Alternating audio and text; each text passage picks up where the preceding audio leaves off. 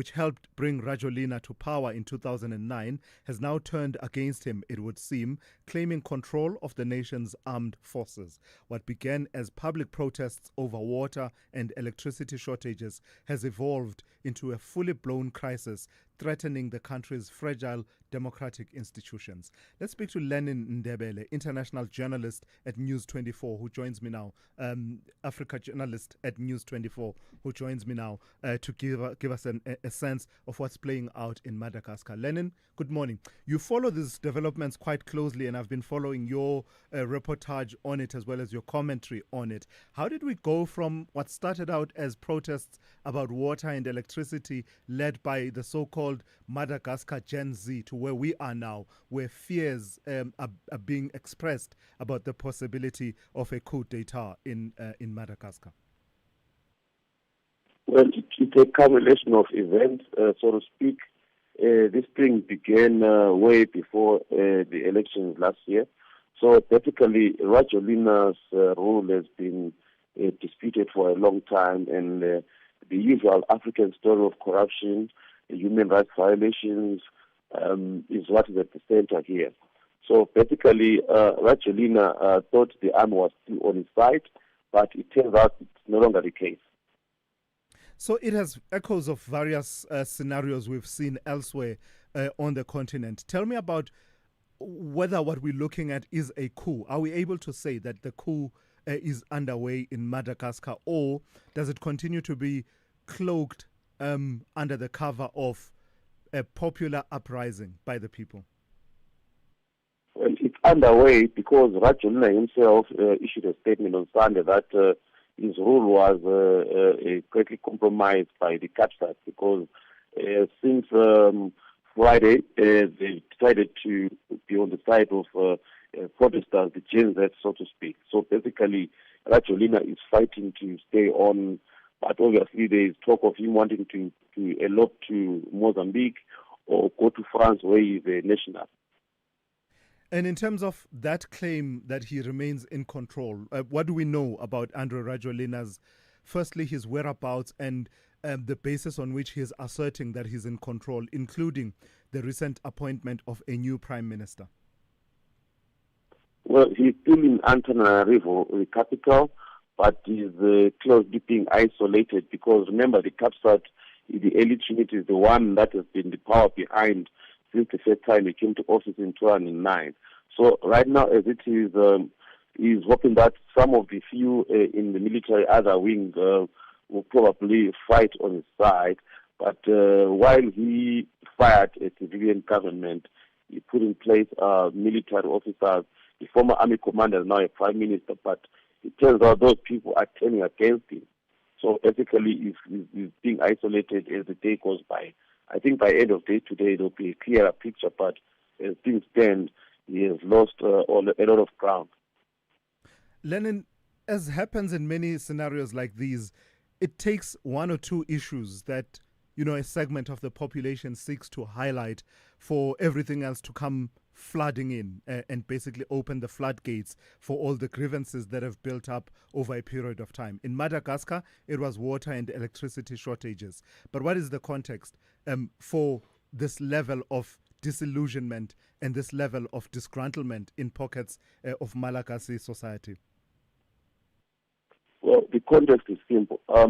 Where democracy has failed to deliver that result, people become desperate, and the next thing is to be on the side of the military if they allow you to, so that you change the status quo. Because, in Africa generally, if you don't have the guns on your side, there's nothing you can do, so to speak. So the Gen Z in Madagascar are lucky to have the military on their side. If the military factor is not on their side, then this thing won't even succeed. All right, let's leave it there for this morning. Thank you for your time. That's Lenin Ndebele, who is an Africa journalist, just giving us an update on the situation as it plays itself out in Madagascar. Of course, Sipho Mantula will come through and add more color to it as well in his Africa report at about 20 to 7 this morning. This is SAFM Sport with Zai Khan. Yeah, I go away for 2 days and I come back and people think they can work from home, they can work from the Seychelles, do the sport from the Seychelles. King, what's happening here? What is happening here? I missed you too, Thulas. Are you in Lahore? Because that's the only that's the only explanation I would accept if you are in Lahore, to be able to tell me about the Proteas men and that situation that they face with Pakistan there. Yes, Thulas, if I was in Lahore, the Proteas would not be on the back foot that they are in currently. Wow, we need an early breakthrough, especially day 2, which is today. The first test against Pakistan in Lahore.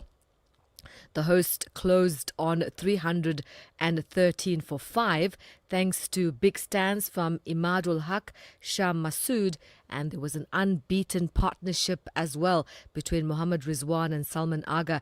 Spinner Simon Harmer admitted Pakistan made the most of winning the toss, but says if South Africa can restrict them to under 380, the Proteas are still in the contest. Meanwhile, women's cricket, Elisa Healy's 142, helping Australia complete a record women's one-day international chase. They beat India by 3 wickets, and that's in the World Cup. Soccer news, the Bafana striker Lyle Foster says qualification is far from over after the 0-0 with Zimbabwe. A win over Rwanda in Mbombela tomorrow keeps Bafana in the race, especially if Nigeria do Bafana a favour against Benin. Foster, who hit the post on Friday, has urged fans to pack the stadium, saying this is the big one and the players believe they can deliver. Elsewhere, the Faroe Islands pulled off one of the biggest shocks of the World Cup qualifiers, beating the Czech Republic 2-1, ranked 136th in the world. The Faroes kept their slim World Cup dreams alive.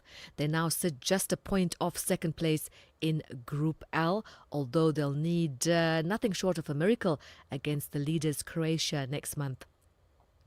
Elsewhere in Europe, Memphis Depay continuing to etch his name in Dutch football history.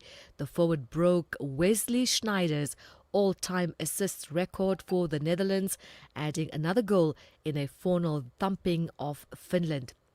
And finally, athletics, the former South African 1,500-metre champion Ryan Impalele ended his season on a high with victory at the Durban Boxer 5-kilometre super run.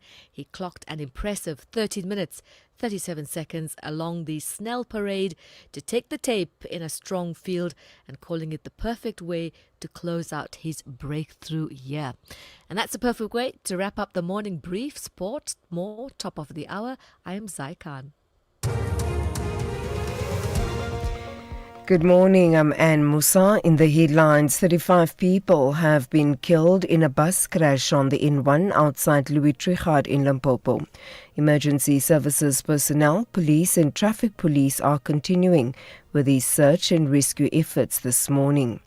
4 Limpopo police officers and 1 civilian arrested for alleged house robbery are expected to appear in court today. They were arrested on Friday morning after Ethiopian nationals who were asleep were ambushed. Illicit cigarettes and money were stolen. And the UN Office for the Coordination of Humanitarian Affairs has painted a positive picture regarding access into Gaza, describing access into the Strip yesterday as having brought some real progress. I'll have details on these and other stories at 7. This traffic report is brought to you by Auto & General Business Insurance. Auto & General, never not there. Auto & General is a licensed non-life insurer and FSP. T's and C's online. SAFM, guiding you through the rush hour traffic. Good morning. We started Pretoria with a big crash in on the mighty Mabopane Highway. Of course, we're back to school. Big volumes on that route this morning, as well as always. So the collision at XX coming out of Shosenguve, very heavy. If you're looking for the alternative route, the M35 Soutpan Road, that interestingly is already heavily backed up going down to Roslyn Road. So your 2 big routes out of the Shoshomopani area this morning, very heavily backed up. Joburg side, the N1 North really under quite a bit of pressure from Deadman's Bend coming in from Lenasia, Protea Glen, as you come off the M1 onto that, off the N12 onto the N1, all the way up through Deepcliff down to Uncle Charlie's, very heavy. And a crash on the N3 north at Galooly, so that's heavy this morning from Germiston. Big traffic before that, actually, at Spraytview, the N3 north up to Heidelberg Road, very heavy. And then, of course, once you got past Spraytview, once you got past the Galooly's crash, you're into that heaviness on the N3 routing north into the roadworks at Buccleuch, the change. So lots of traffic on route N3 this morning. Down into Durban, an overrun on the closure of the N2 North ramp through Spaghetti Junction onto the N3 West. It looks like it's just perhaps been reopened. You may get there, maybe closed, but it looks to me like on our systems, at least we monitor, pretty accurate. It looks like it may have reopened after quite an impressive overrun. M7 going into Pinetown, that's heavy, up over St John's Avenue Bridge in Cape Town. Also very busy as we go back to school. N2 queuing at Khayelitsha, and then more queues from the airport all the way through to about Jan Smuts Drive. With your traffic update, I'm Rob Byrne. That traffic update was brought to you by Auto and General Business Insurance. Auto and General, never not there. Auto and General is a licensed non-life insurer and FSP. T's and C's online. It's not just a bucky. It's the new Hilux Legend 55. So it's not just another launch. It's a legacy continued. It's not just an updated exterior, but sleek design with styling bar and roller shutter.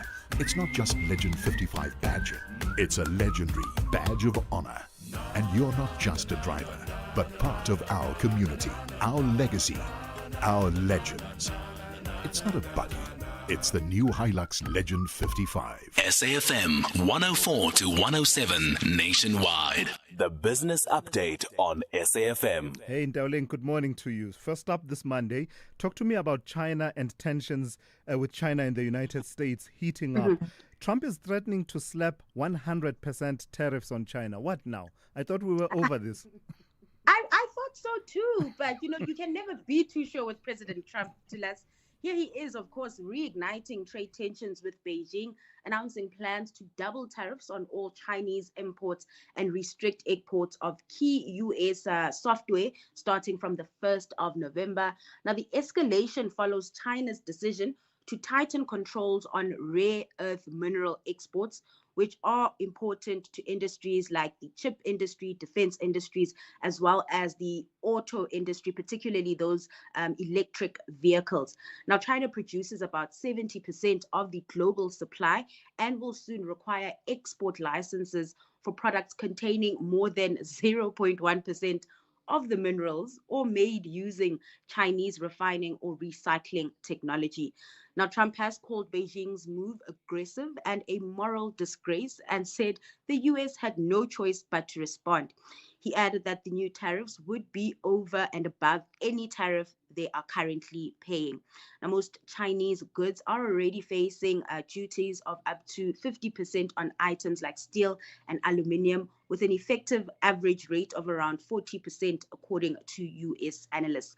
Now, Trump has also hinted he may cancel his planned meeting with Chinese President Xi Jinping at next month's APEC summit in South Korea. However, Tulas, overnight, Trump pushed back on these claims, taking to Truth Social and saying China and the U.S. will be fine. So okay. No one knows what to make of these new announcements at the moment. They probably will be. What's that, taco? always chickens out. Yes, Trump always chickens out. Yeah, so there you have it. So boom and bust, the perils thereof, appears to be what's on the minds of some financial institutions as far as AI is concerned. Now, regulators are sounding alarms about a potential AI-driven tech bubble. The Bank of England warned that soaring valuations of AI-focused companies could trigger a market correction. Adding to the uncertainty was IMF, who echoed the concern, noting that current stock prices are heading towards levels last seen during the internet boom 25 years ago. Now, an AI bubble occurs when investor excitement drives tech stock prices far above their actual economic value, fueled by optimism about the technology's future potential rather than present profits. The most famous example is the dot-com bubble of the 2000s, when internet company valuations surged before collapsing. Now, economists point to signs of a bubble today, saying tech stocks now make up around 40% of the S&P 500. Valuations appear stretched, and expectations for AI's impact vary wildly. Companies like OpenAI, valued at $500 billion despite not turning a profit, and its deals with NVIDIA, AMD, and Oracle illustrate the frenzy. Industry leaders, in the meantime, argue the boom is industrial, not purely financial. Amazon's Jeff Bezos compared it to the 1990s biotech surge, suggesting society can benefit even if investments fail. Still, analysts caution that as hype fades, companies will scrutinize AI's real business value, and the risk of a correction continues to loom. All right, lastly, Dowling, recap for us then how it's looking on the markets, how we closed on Friday, and the tone that is being set as we start the week. So markets closed in negative territory in the US, this after Trump's tariff threats, reigniting fears of a US-China trade war. The Nasdaq took the biggest knock, closing 3.5% lower last week.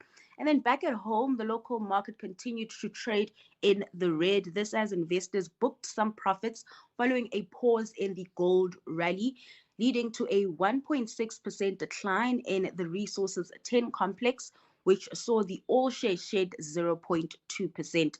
Now, that pause in commodities also influencing the rand is on the back foot this morning at 17.37 to the greenback, from highs of about 17.18 hit early last week. Oil staging a bit of a rebound this morning following Trump's post, where he somewhat calmed nerves concerning relations between China and the US. Brent is sitting just under $64 per barrel. That positivity, however, not being seen in financial stock markets, with the markets in Asia in the red today on the back of those tensions between Washington and Beijing. All right, thank you for that, Ndauling Lichela, with the first update of the day as well as the first update of the week. She will be back with more for you just after 7:30. Africa Update on SAFM. And of course, we turn to Raz Sipomantula for that. Good morning to you, Raz. We start in Antananarivo and the situation unfolding there. Murky, confusing, a lot of moving pieces. Try and, as best as you can, outline for us what is happening. Is a coup underway, or are we still talking about a popular uprising led by the Gen Zs? Do you have any clearer picture? Refreshing morning to us and Jumbo Africa to the listener. To us, it will be very important to give the context, but also to say both Addis Ababa from the AU and Tshwane, South Africa, they've issued their media statements yesterday. But the history of the military coups in Madagascar dates back to since its independence in 1962. Even in 1972, when there was removal of their president, Tsiranana, there was a coup led by the young people in 1972. Ratiraka also in 1975, when he even came into power to us, there was also another coup in 1991. You go back to 1996 also, there was another coup to us. Issues of corruption, socio-economic are the drivers of these military coups. Ratiraka came back at some point to us, and remember Mark Ravalomanana. Ravalomanana between 2001 and 2002, again, there was tension.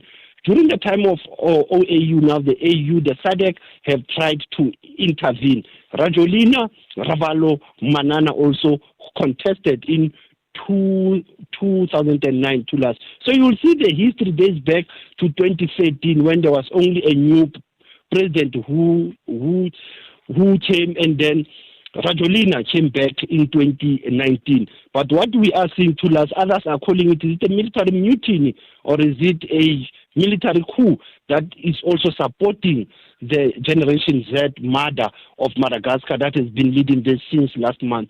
So it is a tension to us that both the AU and the SADC have to respond. Yeah. Remember, I did say it before to us, Madagascar is currently the chair of Yes. SADC. What will happen to that chairpersonship? Will South Africa as the deputy takes over? Yeah. But Mutharika in Malawi is the chair of the Troika Tula. That's where activation must also come from Malawi as the chair of the Troika. And that's how you see the complex of Madagascar where we are finding ourselves in since yesterday. Let's talk elections, Sipho. Cameroon decides they've voted, and the possibility looms that the continent's oldest leader could extend his rule by yet another 7 years. Tulas will wait for another 15 days. We are looking at the 26th of October for the election results to can pronounce who has won. Yesterday they've opened at 8 in the morning, closed at 6 in the evening. But as we will always say, Tulas, the counting it is still trickling in terms of who has won out of the 12 candidates. But it seems relatively everything went calm yesterday, Tulas, because there were no incidents. Even if we knew from the south, Tulas, where you have the what we call the English speaking, there were some tensions around whether they'll be able to cast their votes yesterday. We are talking here about 31,000 polling stations that were open yesterday, Tulas. Almost out of 29 million people, it's only 8 million that voted. So the Electoral Commission might have to give the updates about the turnout and also how far are they in terms of counting. Hence, I said to you, Tulas, it's another 2 weeks of elections in Cameroon. We'll also focus on Tanzania, Tulas, but as we are going to the islands once more, Seychelles. Yeah, absolutely. Let's go there. The wait is over for that island nation, Seychelles. A change of government, I see, but it's of the good kind, the democratic kind. Tulas, I'll say the same script again, nothing new under the sun. You know, the current opposition leader who won, Tulas, was once in power. He lost power in 2020. Patrick Hemina won presidential election in Seychelles over this weekend, Tulas, with almost 52%. Ramkalawana got only 47%. So like I said to you, the current opposition leader, who is now the new leader, he has been into power before, Tulas, for 4 decades, but they were able to cast their votes for a runoff. And as I said to you, Tulas, Seychelles, it seems is back into a new, old and a new leader again. But this is a country that, if you look at the stats, they are doing relatively well. When you talk about economy, it is still a tourist area. And the World Bank has also said their gross domestic product is very high. All right. Lastly, Sipho, your historical archives. You're going very deep into the archives, a particularly painful chapter in our history, particularly if you're talking Namibian history. Tell me what happened on the 13th of October, 1884. Tulas will say this is the first incident of the scramble for Africa, the German colonial occupation of Namibia on this day, 13 October 1884. It's almost 141 years ago, Tulas. That's why we say it was a scrambling of the African continent coming from European colonial powers. And you will understand, Germany and Namibia, there have been tensions around the question of reparation. And this has been going on for years. You'll recall the 1904 Herero revolt against the Germans. This was the trigger, Tulas, as you'll recall. It was called the German Protectorate. It was the Southwest Africa, actually, before only in 1990, when they got their independence and they became Namibia, and they were moved out of Germany as well as from the then apartheid South Africa. A very historical context of Tulas. Where does it come from? Before we know, this was a Congo conference after effects, or what we will call the Berlin conference, the scrambling of the African continent. Asante sana, Tulas, as still leading the conversation, SFM observing the cyber security man. Sipho, thank you for that. That's Sipho Mantula there with your Africa update for this morning. We have different languages and cultures, but what we have in common is that we all want a dignified funeral and for our loved ones not to worry about money when the time comes. Trust Clientele to provide you with affordable funeral cover that will pay out within 24 hours. SMS SAFM to 48031. That's SAFM to 48031. SMS now. Clientele Life is a licensed life insurer and an authorized FSP. Standard rates, terms and conditions apply. Thulasizwe Simelane on the Morning Brief.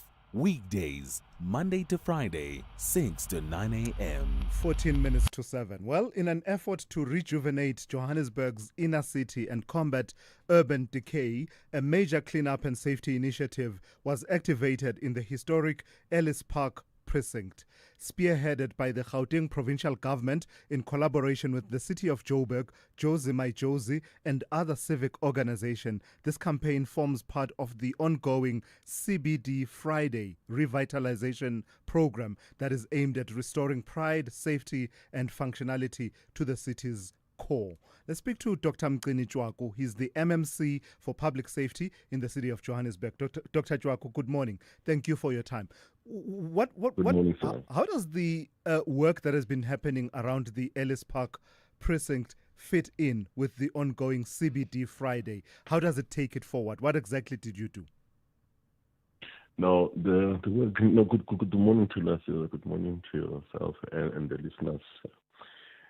No, what's happening is that this has been a plan that has been going on. If you remember, when we came in as this government, with all different with the political parties, we decided to put all our things, our ideologies and all of that aside, and so that we can serve our people. In that area there of Ellis Park, you've got you've got this Absa area there. You've got the banks that are there in the area. You've got the students from the UJ that are around the area. So we did receive a really complaint from the, I think from the business people around the area that I think there's a lot of waste that is around the area there. There's the building that has been hijacked. The place is actually dirty, and many business areas. There are many business people around the area. They were thinking of actually moving away from the city center, and especially around that area there. So we actually took it upon ourselves that let us ensure that the place is clean and the place is safe and all of that. As you can see as well, it's not around this, the Ellis Park area alone. It's also in around the Ward 59, which is your CBD, around the park stations and all of that. So we are targeting all the areas in the city, enforcing bylaw, illegal dumping, we're cleaning up the city and all of that. So it's a multidisciplinary approach from public safety, economic development in terms of looking at the informal traders, ensure all of that people are getting paid. What does taking it upon yourselves to ensure that the place is clean and it's safe, what does that look like, Dr. Jwaku, beyond platitudes? Because I spend a lot of time in the CBD of Johannesburg, so I'm very familiar with the grime and dirt that you are talking about, the piles of rubbish that you will see, especially in that area that you're talking about, that so-called Ellis Park precinct, even as you move towards Jeppestown. Those areas are just filthy, and I'm amazed that you would wait for business people to complain. I would have thought this would have been foremost in your mind. Look, it's actually not because of them, really. It's just that, we really had to ensure we get all the systems in place. There was a lot of work at the background and at Thulas that we actually had to do. In terms of, when we came in, most of the, our workforce, were demoralized, the system wasn't in place. Some of the things, they were actually could collapse. I remember even Jack here clearly had to buy some of the trucks, the waste trucks that actually had to, actually to be used. And then many volunteers that were on pickup, they were not in place. So now all these trucks actually been purchased now. Volunteers have been, being in place now. They've actually been hired. And ourselves, if you remember, on the JMPD side, there was a lack of vehicles. We had to put contracts in place on vehicles. We had to hire people. And on the bylaw side, we didn't have any director. We didn't have a chief. So the staff morale told us, I can tell right now, it was very, very low in all of those departments. And I'm glad you mentioned bylaw enforcement, Dr. Jwaku. Yes. It appears to me that is the essence of what it's about. the trading that is happening on the sides of the road, all for entrepreneurship and a vibrant inner city. Everyone knows we want that, we need that. But it appeared to have gone completely out of control in terms of where the trading is taking place, unmonitored, what products are being sold. There are trenches that are dug up all over the place. There's water, streams of water that's just dirty water flowing. I'm just battling to understand what it is that you are doing differently this time around. But can you see now in that? Okay, for example, let's start with the Villiers area where there was the selling of the second-hand goods. Can you see the place is very clean now? Right, go ahead, at least give us that.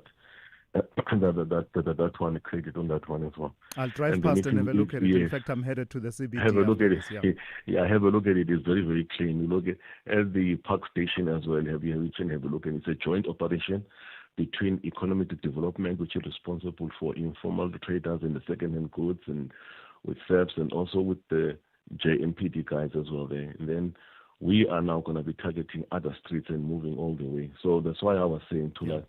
The problem we have when we came in, mark my words, we had a staff morale, the systems were not in place. We've hired the director now of bylaw that is responsible. So that why we even hired, you saw that there was this advert that where we are hiring an additional 500 JMPD officials which are going to be doing that as well. All right, thank you for your time this morning. That's the MMC for Public Safety in the city of Johannesburg, Dr. Mgcini Jwaku. SAFM, guiding you through the rush hour traffic. Very good morning. It is back to school. New school term gets underway today, so bigger volumes. And, of course, it is a Monday, so bigger volumes as well. A couple of issues. One is a massive delay coming out of Shoshanguve in Pretoria. It's a crash on the mighty Mobani Highway at Block XX just before Roslyn Road. Really big queues leaving Shosha. The alternative M35 Soutpan Road, that's really bad as well. Both of those routes equally heavy. The Soutpan Road down through Onderstepoort to Roslyn Road is heavily backed up. Delays out of Montana using Sefako Makate. Delays on the N4 into Pretoria, approaching the N1. Very heavy backlogs coming through from Watermeyer Street. Traffic all over Joburg's N3 today, queuing up at Spruitview on your way north. And then from Germiston, you sit all the way to a crash at Galuli's. And then from Alex, you sit all the way up into the roadworks at Beclua to change. The main road from Lone Hill down through towards Bryanston Drive. That is heavy. I wouldn't be surprised if there's some traffic lights out on that route. And the N1 coming up from the N12 Potch Highway through to the N12 at Deepcliff down to Uncle Charlie's. That's a very heavy traffic route as well and very slow going. Durban's N2 queuing heavily this morning. M7 through to Westwood Mall territory. M7 up into central Pinetown from Hunstedman is bad, and it looks like the first of today's breakdowns are with us around Cliffdale, so heading towards Pietermaritzburg from the Key Ridge area, really starting to bottleneck and backlog into that. Cape Town, this is likely to be a problem. 4 Trekker Road, pretty much central Goodwood, right by Goodwood Mall, is closed. There's a building fire. It's a full closure of 4 Trekker Road. That is going to put a lot of pressure into that area, and generally a lot busier around Cape Town this morning. It's saying back to school, and you can see that the N1 already backlogged from Durban Road through to Cooper get a change, and plenty of traffic on Route 2 this morning between the airport and Hospital Bend. Also the M3, worth a mention, it's sitting currently from Constantia all the way back up to Paradise Road. A lot different than it was this time last week. Rob Byrne, SAFM Traffic. Thulasizwe Simelane on SAFM. 5 minutes to 7. Credit to the initial reporting of Independent Online for this particular story. The Sea Point City Improvement District, CID, in Cape Town has formally appealed to Cape Town authorities and the Western Cape government departments for urgent assistance in addressing the rise of what they call aggressive and untouchable street children in the Atlantic seaboard. Citing growing public safety concerns and social service limitations, the CID is calling for a dedicated multi-agency task team to intervene effectively and sustainably. Let's speak to Jacques Werber, who's a Sea Point City Improvement District chairperson, who joins me now for that conversation. Good morning to you, and thank you for your time. What exactly is the nature of the problem, and how is it different from homelessness that is prevalent in many parts of Cape Town and many parts of urban South Africa? Good morning, and good morning to your listeners. There's a vast difference. Homelessness is a global issue where you have people who are unfortunately live on the streets, and they live on the streets in a way that they don't necessarily bring additional crime or fight with anyone. They just happen to be in a social development issue that they don't have a place to stay, and they're sleeping on the side of a road, unfortunately, but they're not violent. They're not individuals that when you're walking down the road will simply just attack you. And often people say vagrancy brings crime. You must remember there's a distinct difference. Sometimes criminals hide amongst the vagrants, but the general vagrant is not that type of person that's going to immediately attack you. In vast difference to the street children that we see now, more often than not, you've got 5, or anywhere as young as 6 years old up to about 13, 14, 15 on the streets under the influence of, unfortunately, drugs or other substances, and they're aggressive. And they are the ones, and we've got the reports, they're criminal cases where they are assaulting individuals. So there have been cases of assault. Is that what you mean when you say they're aggressive and untouchable? Correct. 2 days ago, there's a video on social media where they attacked a security guard outside a building who asked him to move on. They threw rocks at him. He had a head injury, and the video's trending on social media. And then there's also the fights that they have amongst each other, which unfortunately then members of the public get caught in between. And so, yes, there are reported incidents. What's driving that particular dimension as far as you can observe, and why is it particularly pronounced in that area around the Atlantic seaboard? Well, I think there's a number of issues. Is that the kids come from far out of the city, even the city centre, and they come into the area. And we believe that one, it is also the fact that there is a influence of people handing over irresponsibly when I mean not through charities and such, and giving money directly to persons on the street. And in this case, the kids, and we see it, then walk into a shop or two, buy substances, not necessarily alcohol, but glue is a massive issue that we see in. And it could also be the place that they maybe also feel safer in this area, or that they just believe that they can operate and not have the effects that what they might have in another area because of gangs and other factors. You might face a criticism that says you find the site of poverty in a rather affluent area of the Western Cape and Cape Town to be inconvenient, and perhaps there's that sense of why you are raising this issue. What would you say if that criticism comes your way?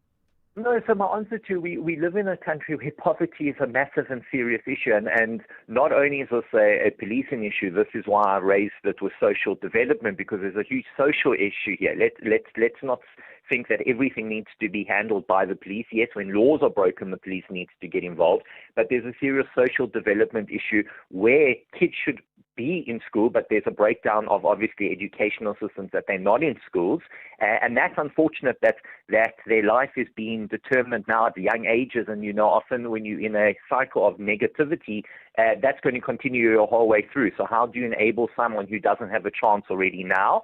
And again, we're not saying that the issues of begging or such, but it's the violence, the aggressiveness. When you are a female, and there's been a lot of reports from females that have come through that they walk down the road and they're surrounded by 3 or 4 kids demanding money. It's not a safety aspect for any female walking down the road. And besides, let's not even make a gender, one has the right to walk on the road freely without being disrupted or feel that you are being attacked in order to get money. All right. Let's leave it there for this morning. Thank you for your time. Jacques Weber is Sea Point City Improvement District Chairperson. Brings us to 7 a.m. and Musa is on standby with the latest news. Outsurance is in the business of saving you money on your car insurance premium. If they can't, ask for 500 Rand. SMS out to 30754. That's out to 30754.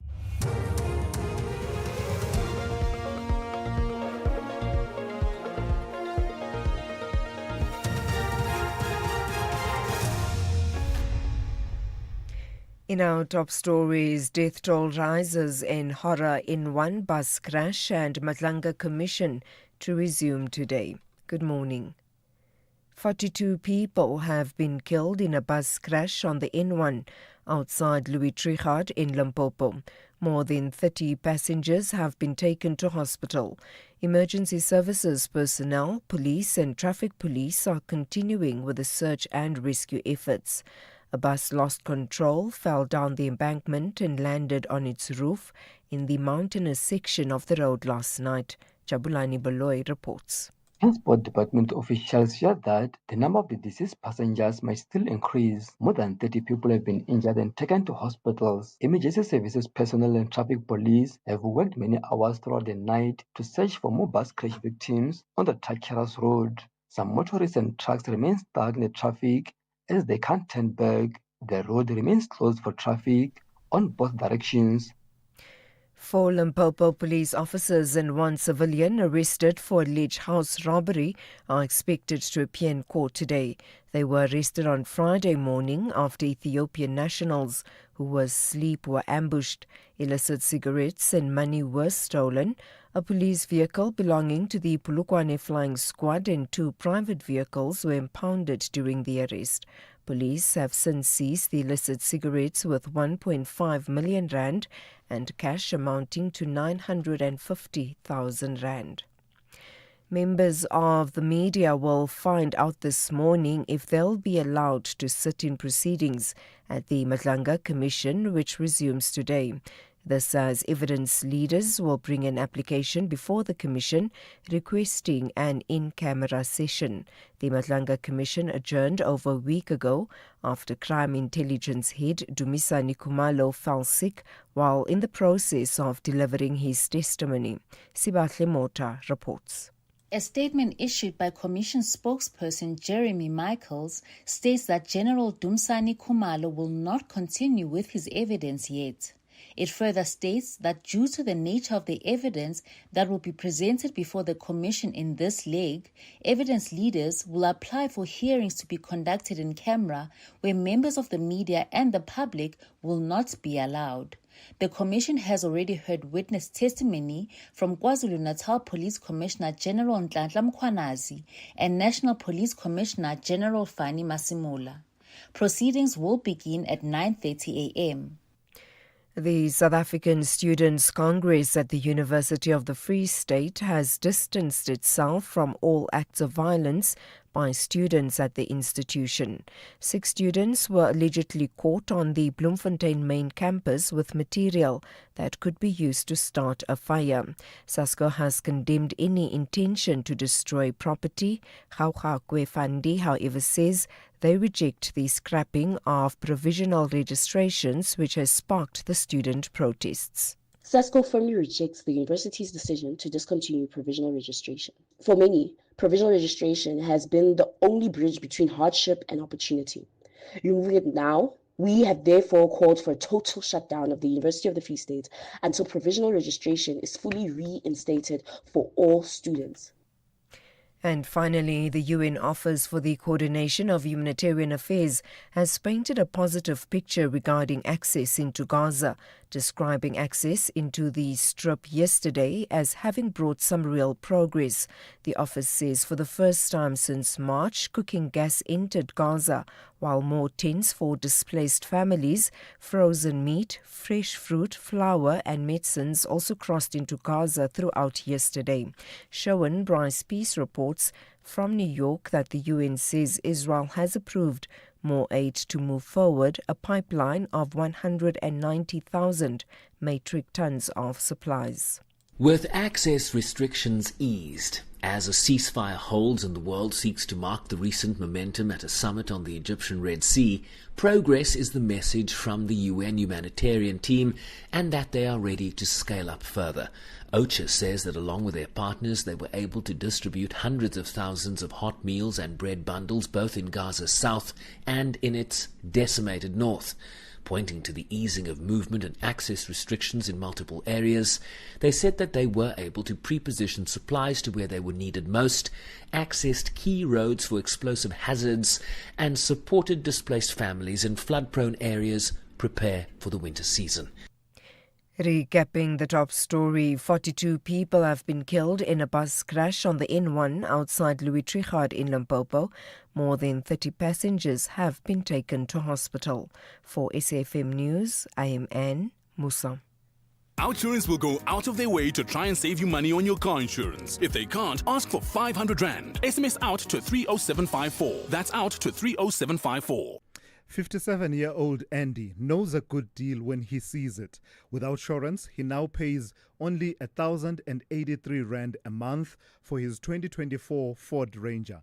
And after a few minutes on the phone, Outsurance gave 48-year-old Felicity a mind-blowing premium of just 836 Rand a month for her 2020 Hyundai Tucson. Ready to get more out of your car insurance? SMS out to 30754 today. That's out to 30754. Outsurance, licensed insurer and FSP. T's, C's and information online.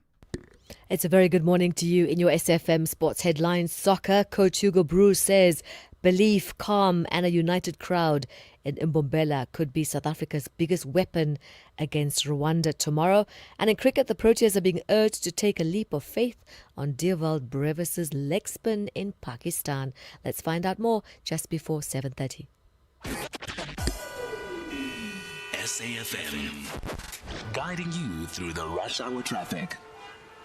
Good morning. It's back to work Monday and back to school's new term opens today. It's a double whammy of traffic delays. It is busy everywhere. Let's start at Pretoria, Mopani Highway, crash at XX, heavy traffic leaving Shoshanguve, the alternative M35, Soutpan Road, down through Ondas to Port, badly backed up as well today. Route 1 from Brakfontein down to New Road, very busy. Also a crash to watch out for if you're driving to Pretoria. N1 North at Olifantsfontein Road. The N3, very busy, queuing up at Spruitview. That's going north up to Joburg. And then from Elands up to Galuli's, heavy into a crash scene. And then from Alex up into Buccleuch, heavy into the roadworks. N3 South quite badly backing up as well down to London Road into that set of roadworks. The main road from Lone Hill down towards Bryanston Drive looking very heavy as well. Durban, the Wakesley Road Bel Air option coming up from sort of Sania side through towards Chief Albert Lutuli Hospital. That's really heavy and unusually so.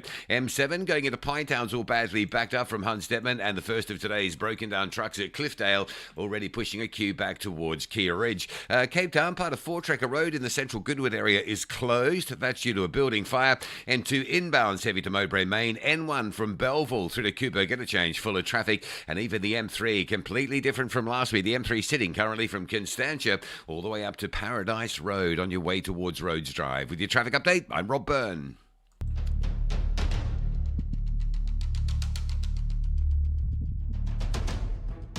The Morning Brief with Thulasizwe Simelane. Weekdays, Monday to Friday, 6 to 9 a.m. The Morning Brief with Thulasizwe Simelane. Weekdays, Monday to Friday, 6 to 9 a.m. It's just gone 9 minutes after 7 on this Monday. It is great to be in your company this morning. You are on SAFM 104 to 107. It's the second hour of the Morning Brief. I'm Thulasizwe Simelane. Here's some of what we will tell you over the next hour or so. In fact, we'll start with a conversation that has to do with the proliferation of political parties in the country. The last count, and I'm pretty certain it has gone up since then, because I seem to recall that when I cited that number a couple of months ago, 472 political parties, I was immediately corrected by the IEC representative that I was talking to, who said actually that number has been updated. So we're approaching nearly 500 registered political parties. The question is this a sign of a thriving democracy, a thriving political marketplace where, you know, let 100 schools of thought contend kind of situation? Or are we looking at something else that's completely different? The view of my next guest, Michael Andisile Mayalo, is that actually what we're looking at here is political entrepreneurship. In fact, he goes as far as to say that you are looking at a situation where politics has become the number one go-to hustle. Politics becomes the career of last resort in a situation of unemployment, and therefore argues that we need a national mindset shift away from politics as a hustle and toward entrepreneurship, innovation, and wealth creation. So that conversation is coming up in the next few minutes with Michael Andisile Mayalo. And then immediately after that, I'll be in conversation with Zandile Dabula of Operation Dudula. We are talking, of course, in the wake of the South African Human Rights Commission having tried to lodge an urgent application in the KwaZulu-Natal local division of the High Court in Durban, in which it sought to intervene in the situation around Operation Dudula and March and similar movements, blockading and basically protesting outside public healthcare facilities and preventing non-nationals from accessing those. But the Human Rights Commission suffered a bit of a setback in that the matter was struck off the roll for lack of urgency. So we'll be getting the reaction of Zandile Dabula to that within this half hour. Of course, a bit later on, we will focus on the situation in education in Gauteng around the finances of that department as far as they relate to provision of security in schools, provision of the national school nutrition. That is, again, under the spotlight. So I'll be speaking to Lisa Sukdev, who will be talking to me about that situation. That and more still to come. Do call me. Let's talk. The number to dial 086 000 2032, or you can send me a WhatsApp voice note 0614 104 107. Let's get into it then. The second hour of the morning brief on this Monday. At Auto & General, we understand your business is built on more than just vehicles. It's your stock, tools and equipment, and the premises where you work. Auto & General Business Insurance is designed for businesses like yours, protecting your assets against fire, theft, storms, and other unexpected events. To protect your livelihood, visit autogen.co.za and get an obligation-free business insurance quote. Auto & General, never not there. Auto & General is a licensed non-life insurer and FSP. T's and C's online. Gordon Ramsay is back, and your favorite kitchen disasters are still somehow in business. New season, same confused chefs, terrifying walk-ins, and enough grease to fry your Wi-Fi. Watch as Gordon tries to fix the unfixable with nothing but sheer rage, British sarcasm, and an iron stomach. Kitchen Nightmares Season 8, Wednesdays at 6 p.m. on S3. Come for the food, stay for the emotional damage. Machabeng is building South Africa's next energy-led industrial future. Join us at the Machabeng Investment Summit from the 16th and the 17th of October in Velkom, where opportunity meets innovation. From gas and green energy to logistics, agro-processing and advanced manufacturing.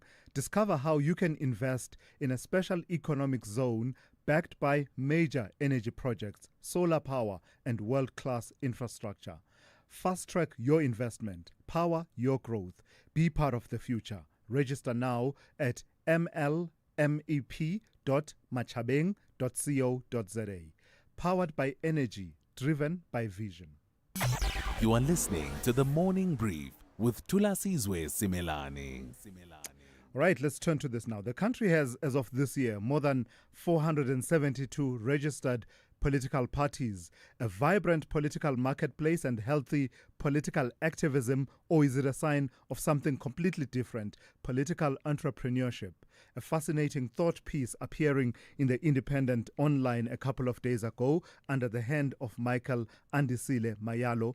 In it, he argues that in reality, this is a symptom of a deeper malaise, a society where too many people, often unemployed and lacking in economic opportunity, turn to politics not out of ideological conviction or a desire to serve, but as a means of personal survival and upward mobility. He joins me now to take that conversation forward. Michael, good morning, and thank you for your time. What led you to this conclusion that we're not looking at the vibrancy and maturity of our democratic system, our multi-party democracy maturing in that, it's a marketplace of ideas that is thriving, but rather to the conclusion that you draw, that we're looking at political entrepreneurship, a political hustle culture?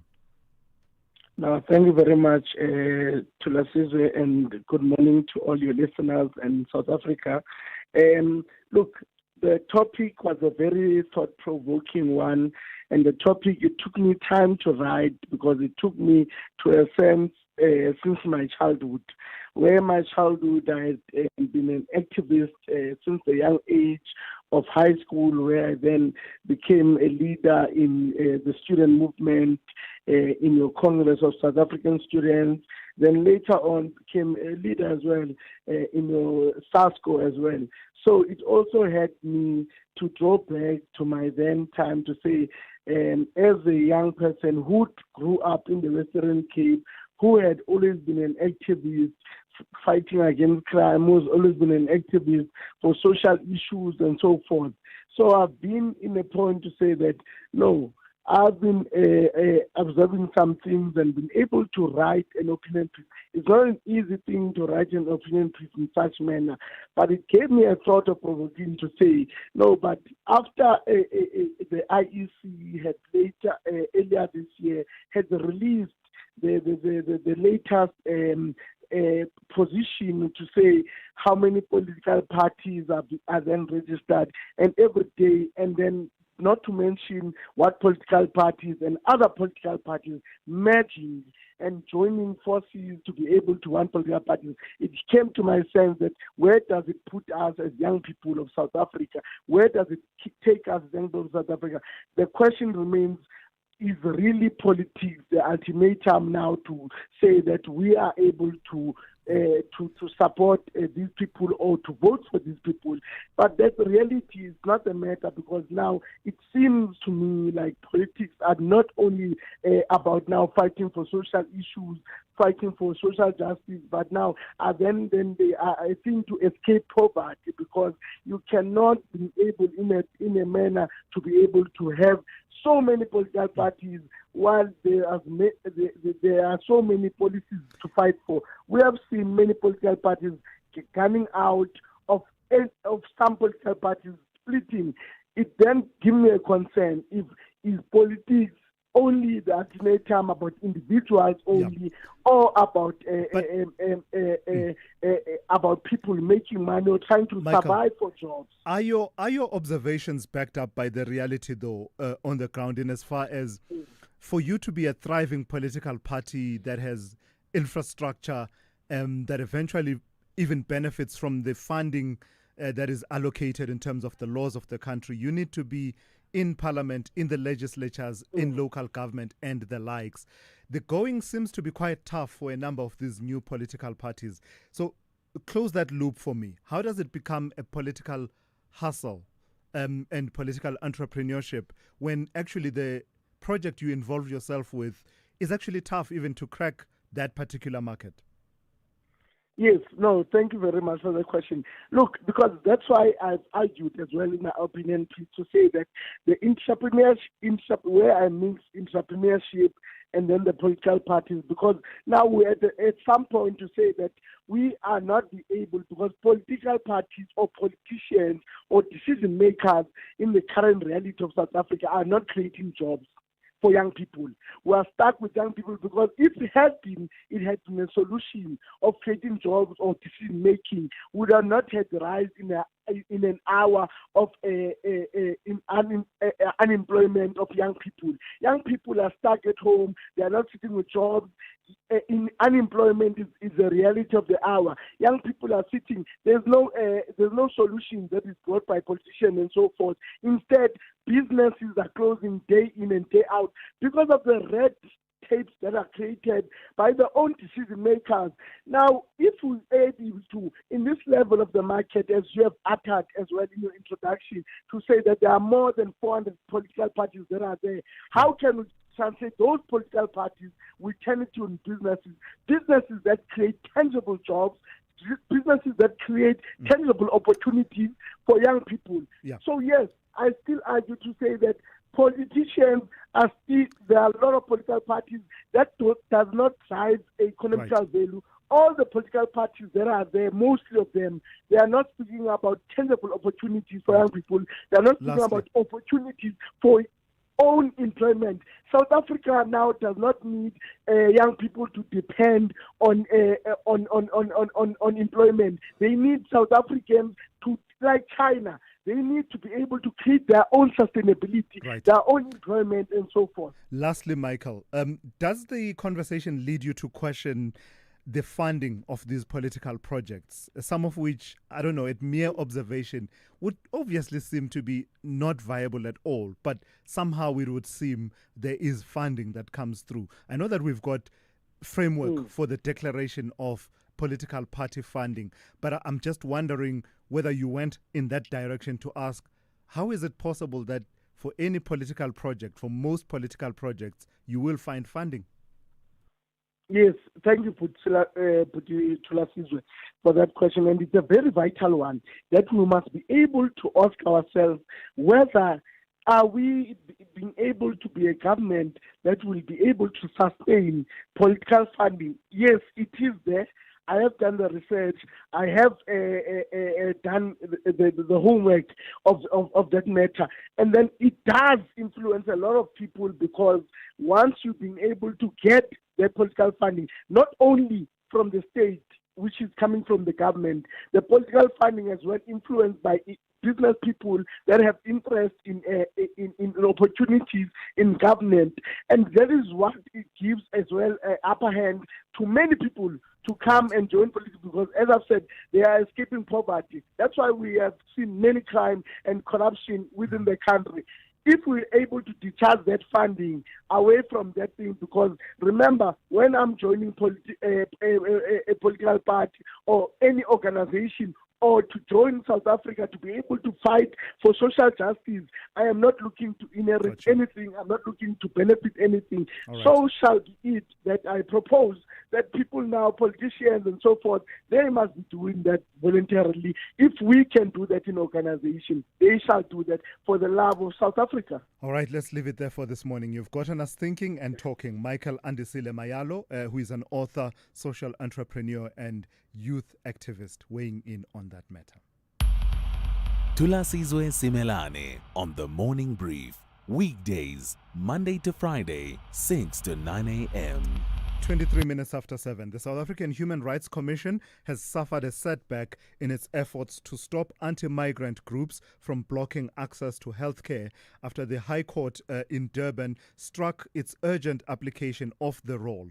The acting judge, David Sachs, ruled that the South African Human Rights Commission's bid to interdict Operation Dudula and the March and March movement lacked urgency, saying the respondents were given too little time to reply to the 260-page affidavit. The commission had sought the court's intervention after repeated engagements with the Department of Health, and the National Police Commissioner failed to halt the ongoing campaign targeting migrants at public hospitals and clinics. Let's speak to Zandile Dabula of Operation Dudula, who joins me now. Good morning to you, and thank you for your time. I don't imagine you consider this to be a major victory, but a victory for you nonetheless, in that it's a technical point that says this was not urgent. Do you believe this settles the matter, or do you expect that the South African Human Rights Commission will come back to this point a bit later on?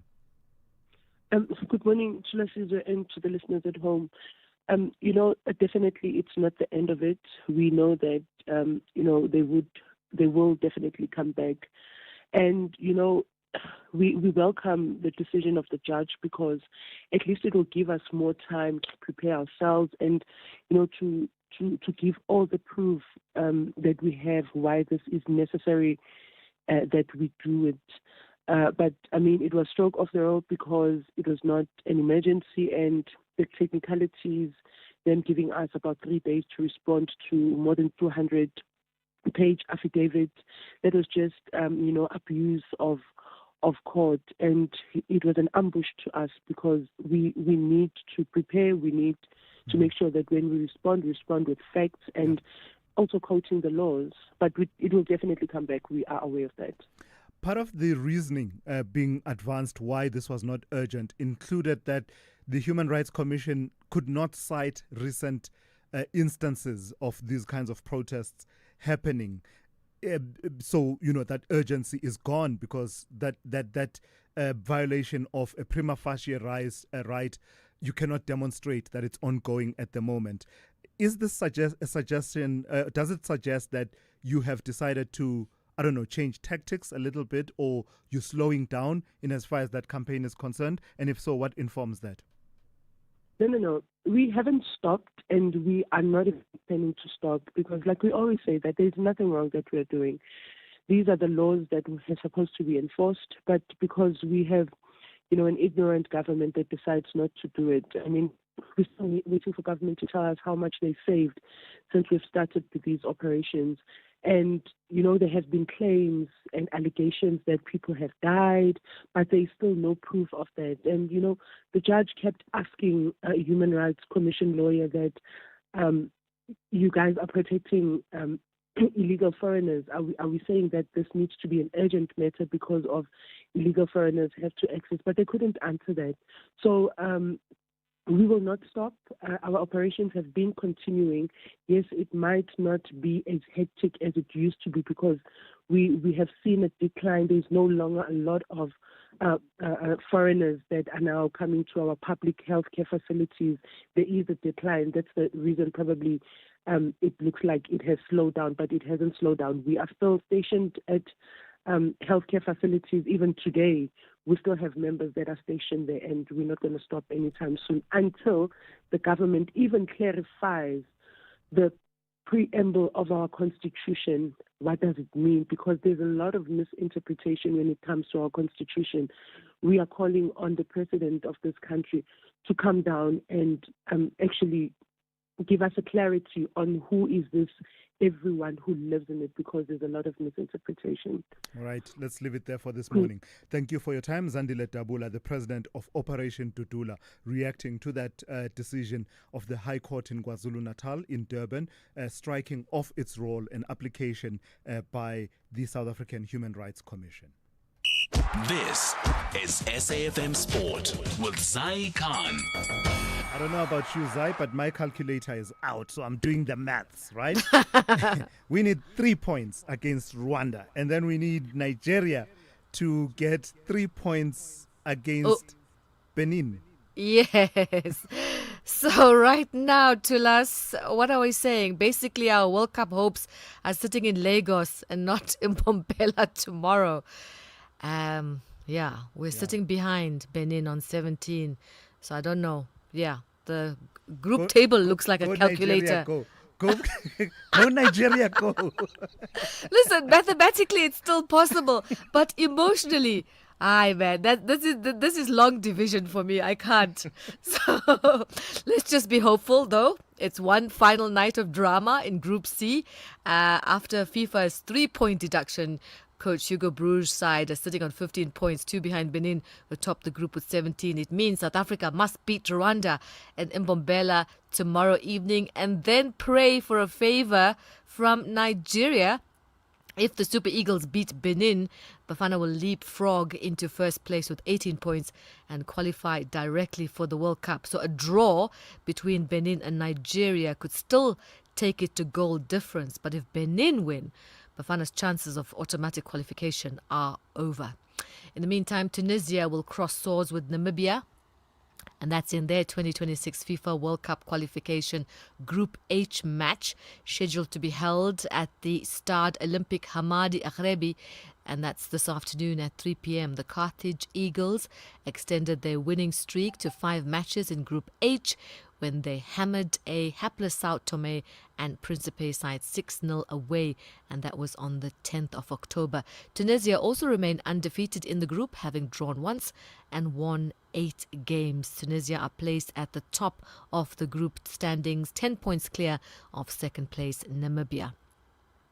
Let's go elsewhere, where Scotland, they squeezed their way to the top of their World Cup qualifying group with 2 games remaining, edging out the world's 100th best national team, Belarus, 2-1.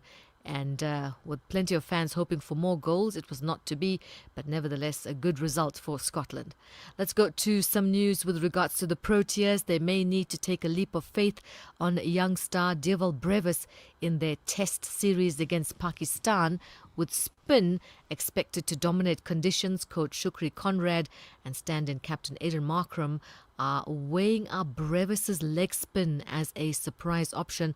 While better known for his explosive batting, Brevis's ability to read spinners could see him step into a crucial role, and that's in Lahore this week. And finally, tennis, Coco Gauff claiming her third WTA 1000 title with a 6-4, 7-5 victory over fellow American Jessica Pegula in the final of the Wuhan Open. That's your sport. We'll serve it up. Top of the hour. I'm Zai Khan. Good morning, I'm Anne Musa. In the headlines, the death toll from yesterday's bus crash on the N1 in Louis Trichardt in Limpopo has risen to 42. The passengers lost their lives when a bus lost control, fell down the embankment and landed on its roof. 5 suspects are to appear at the Pretoria North Magistrates Court today after police in Gauteng rescued a kidnapped victim and recovered an AK-47 rifle. And the leader of an elite army unit in Madagascar that sided with demonstrators calling for the president's resignation has been sworn in as the army chief. I'll have details on these and other stories at 8. SAFM, guiding you through the rush hour traffic. Good news first up, the mighty Mopoli Highway coming out of Shosenguve starting to move again after this morning's crash, backed everything up terribly on that route. It is looking a lot better at XX. The alternative M35, though, which motorists diverted to, still very heavy down through Ondersteport. Crash on the M1 North at Olifantsfontein, backlogging traffic beyond New Road. If you're on your way to Pretoria, that's a problem this morning. Long-term, sort of permanent roadworks in all over Joburg. N3 South at London, that's heavy from Buccleuch. N3 North at Buccleuch, that's now heavy all the way back to Modderfontein Road. And we're hazarding a guess, but these roadworks have been in for a little while, but you're really feeling it today for the first time. The N1 North at Albertina Sisulu, that's a left lane closure. That appears to be sort of permanent. So big queues. If you're wondering why you're stuck coming out of Soweto this morning, it's the roadworks up by the Maresburg exit causing the backlog. Also, an earlier crash on the N3 North at Galuli, still badly backlogging traffic coming up from the Germiston side this morning into Bedfordview. A lot going on around Durban. Crash bottom of Fields Hill. It's heavy M13 from Hillcrest into Kloof and down towards Pinetown. Crash involving a taxi with multiple injuries being dealt with. N3 inbound between Shongweni and Marion Hill Plaza. That's quite bad. And the first of today's broken down trucks in the roadworks between those Jersey barriers. N3 at Cliffdale. So if you're on your way to Pietermaritzburg, that is a big queue getting right back through Key Ridge and back towards the Shongweni exit. And then a collision near Ortman Road is being cleared. But if you're stuck in traffic around the Pietermaritzburg bypass, wondering what's going on, particularly northbound, it is the residue clearing through from that. Cape Town, you can see back to school volumes. It noticeably is very much busier than it was this time last week. The N1 from Belleville all the way through to the city centre is very slow. The M5's got some traffic from sort of Plumstead area, and then again from Kenilworth, and the M3 backed up from the bottom of Wynberg Hill all the way through to UCT. With your traffic update, I'm Rob Byrne. The Business Update on SAFM.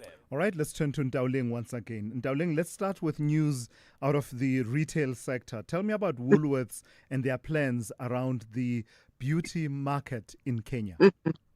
Now, that's an industry where we've been seeing growth at Woolies, unlike the fashion side of the business that continues to struggle. So the group is now expanding its beauty business into Kenya, marking another step in its broader African growth strategy. The local retailer has introduced brands such as Fenty Beauty, Chanel, and its own W Beauty line at stores in Nairobi, following similar rollouts in Namibia and Botswana. Woolies' CEO, Roy Bagatini, said the company sees strong potential in Kenya's beauty market, describing Nairobi as a creative, trend-setting city ideal for testing new concepts. Now, Woolies' beauty division has been posting upbeat growth. Sales have doubled to over 1 billion rands in 2 years, and Woolworths expects to repeat that growth, building on its 16 billion rand fashion, beauty, and home division. The group's 70 stores across 10 African countries are expanding faster than its local operations and now contribute about 20% of the fashion, beauty, and home division revenue. Bagatini said Woolworths plans further investment in beauty homeware and select food outlets as part of its long-term commitment to African markets. And in pharmaceuticals, I see Adcock Ingram has got a deal on the table. Tell me about this deal with Natco Pharma. It's gotten the thumbs up from investors, yeah? That's right, Tulas. A majority of Adcock Ingram's investors have given Natco Farmers 4.2 billion rand bid for a controlling stake, the thumbs up, setting the stage for the pharmaceutical group's exit from the JSE. Now, during an AGM last week, 98.6% of votes supported the offer of 75 rand per share. The transaction will see the Indian pharmaceutical giant Natco acquire all remaining ordinary shares not already held by Natco, Bidvest, or classified as treasury shares. The owner of brands such as Comprel and Panado, Adcock that is, confirmed that the required quorum was met and the vote satisfied the legal majority under the Companies Act. The bid, announced in July, represents a 43.7% premium over the company's current share price before the offer. The acquisition is being executed as a scheme of arrangement through which Natco Pharma will purchase all outstanding shares not yet owned by itself or Bidvest. Now, once completed, the company will become privately held, with Bidvest retaining majority ownership and Natco Pharma holding a stake of about 35.7%. Lastly, Ntawuling, how are we looking on the markets at this hour? So stocks being influenced by tariff news after President Trump threatened to slap China with tariffs of 100%, sparking trade war fears. He later poured cold water on those concerns, saying relations between Beijing and Washington will be okay. Markets in Asia, however, shrugging off Trump's reassurance, still concerned about trade relations between the world's two biggest economies. And we are seeing that through the market activity with trade in the red, the Hong Kong Hang Seng leading the losses on that front, really taking a beating, down 3.5%. The picture quite different over in Wall Street, with futures in positive territory, the mood there becoming upbeat following President Trump's Truth Social posts. Back at home, the JSE taking a breather after commodity prices pulled back, with the JSE all share shedding 0.2% in Friday's close. The rand also on the back foot at 17.33 to the greenback. And then lastly, in oil markets, Brent staging a rebound this morning, trading at $63.60 per barrel. All right, Ntawuling, thank you for that. We'll touch base with you one more time just after 8:30, in which update, of course, as always, Ntawuling will give you a sense and a look ahead, really, as to what kind of a trading day you can expect in the markets on this Monday.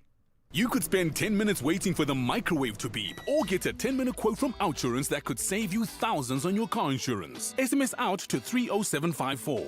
Like 55-year-old Stefan, who now only pays an unbelievably low 611 rand a month for his 2024 Suzuki Jimny. With Outsurance, you can drive with confidence. With up to a whopping 5 million rand third-party liability cover that covers damage to the other person's vehicle in an accident, you can rest assured. SMS out to 30754. After switching, 55-year-old Andre now pays only 776 rand a month for his 2024 Toyota Urban Cruiser.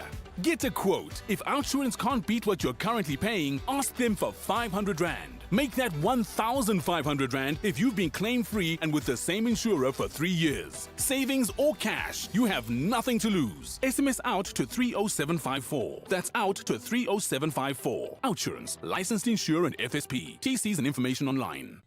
James, congrats on the babies. Yeah, thanks. It's a wild ride.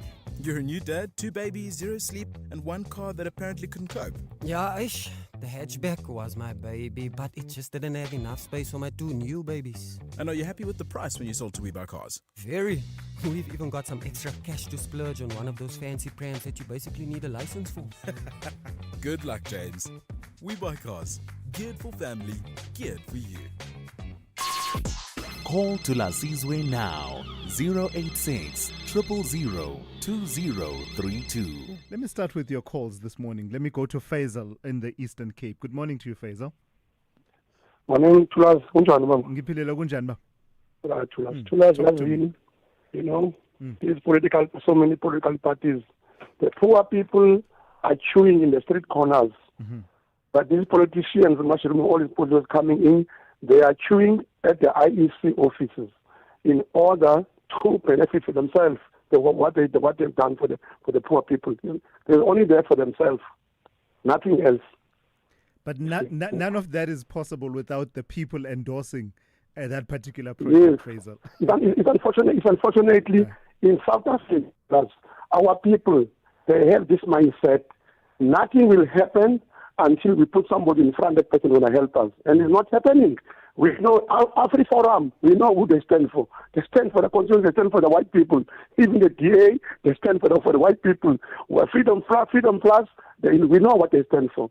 But all these other black political parties, they are there for themselves. That's what I'm saying. Me, and I don't trust these people. I've never trusted them from day number one. I've seen what they're doing. And they're playing in the gallery. They are like actors, man. They are actors. Sure, Faisal. Okay, Thank you for that. Let's leave it there for this morning. Let me go to Churchill in Mthatha. Churchill, good morning. Also on the same topic. Yes. On the same topic, good morning, Tulas. You know what, Tulas? Yes.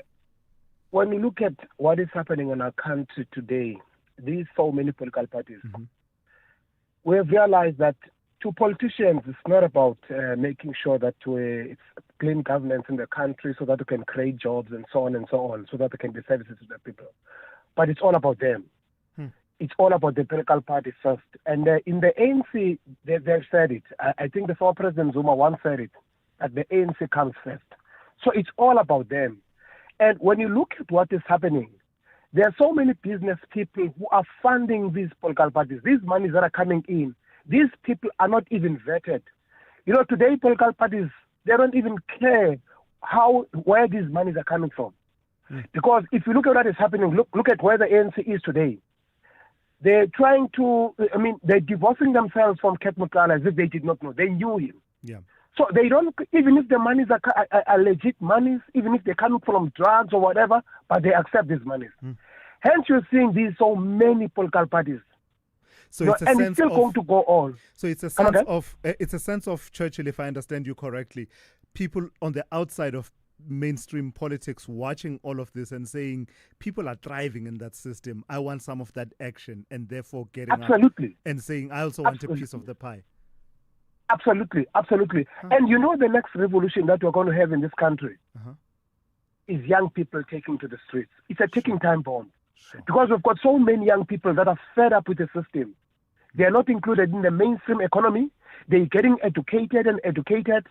Then the next revolution is young people taking up to the streets. And once they do that, they're able to hold the country standstill. All right. Let's leave it there for this morning. Churchill, on that sobering note, Churchill out in Mthatha, talking about the proliferation of political parties and this growing sense of disillusionment among the youth. And as I was talking, I was just thinking about the movements we've seen in multiple countries, in Kenya, what are you seeing in Madagascar now? Of course, it's got different elements now, but it did start with that disillusionment of the so-called Gen Z protesters. People who are saying that, you know, we are not, what was that expression of the fees must fall movement? We are not our parents. You're dealing with a completely different generation. So that's some of what Churchill was talking about there. That whole conversation about the youth dividend, where the population bulges in the ages 18 to about 34, which is what our population looks like in terms of the pyramid that Stats SA releases. You either are taking advantage of the youth dividend or you're sitting, as Churchill says, with a ticking time bomb of disillusionment. Let me take a few voice notes that have come through. Many of you actually wanting to talk about these political parties. Quite a lot of you wanting to talk about that. So I'm here. I'm all ears. Morning, Tulas. Your guest is misinformed, man. People who are in dire poverty would not even have the connections or money to create political parties. But people who already have monies and have proper connections, those ones, they will create political parties to enrich themselves. I mean, you look at the top funders of parties, and those are affluent people. So your guest is really misinformed in that. But after all, it is an opinion piece. Just this is KJ from the capital. Yeah, Tulas, this thing of political entrepreneurs, I liken it to political pastors. You look at how many churches are springing up on a daily basis because a pastor has failed at convincing the congregation that side, or he didn't get a position in this other church. Yeah. So he breaks away and he goes and finds his own church. And I mean, you can find 15 churches in PE on one street. You fail everywhere else, you go and open a church. So you fail everywhere else, you go and open a political party. It's nothing but, as he says, entrepreneurship. Fracturing and factionalism. So from what was once one solid unit, you form a different faction, you lead your people in one direction, and a couple of years later or months later, someone else does exactly the same. Let me play one more before I take a call from Siyabonga. Good morning, Tulas and SAFM listeners. Tulas, the gentleman speaking about political parties in this country, it's no longer about the people of this country. It's about greed. It's about for themselves and their families. Nothing for the people of this country. People need to open their eyes and read the room. Lucy in Gauteng. Lucy, thank you for that. But as you're saying that, I'm just wondering, are we that jaded? Is it not possible? Is it not possible for a genuine movement that's about saying this moment that we're in calls for, active citizenry, calls for those who initially maybe thought politics is for others, right? What was that expression? Politics is too important to be left to politicians. That actually now it's time for us to get involved. Are we saying that of all the political parties, it's not even worth peeling through the layers? It's just stock standard. They are there to just serve themselves. Is that what we are saying? That it's not possible for those of us who have a genuine concern for the welfare of this country and its future to actually use this vehicle of political parties and form something genuine, a genuine movement. So I'm just wondering, as I'm listening to what you are saying about the interests of those who go into politics, I wanted to throw that out there. Perhaps you can engage with that. Siyabonga, eThekwini, your thoughts. Good morning. Thanks, Mpujo. I don't know what to say more because I think what you said lastly is what I was going to comment. Oh, okay.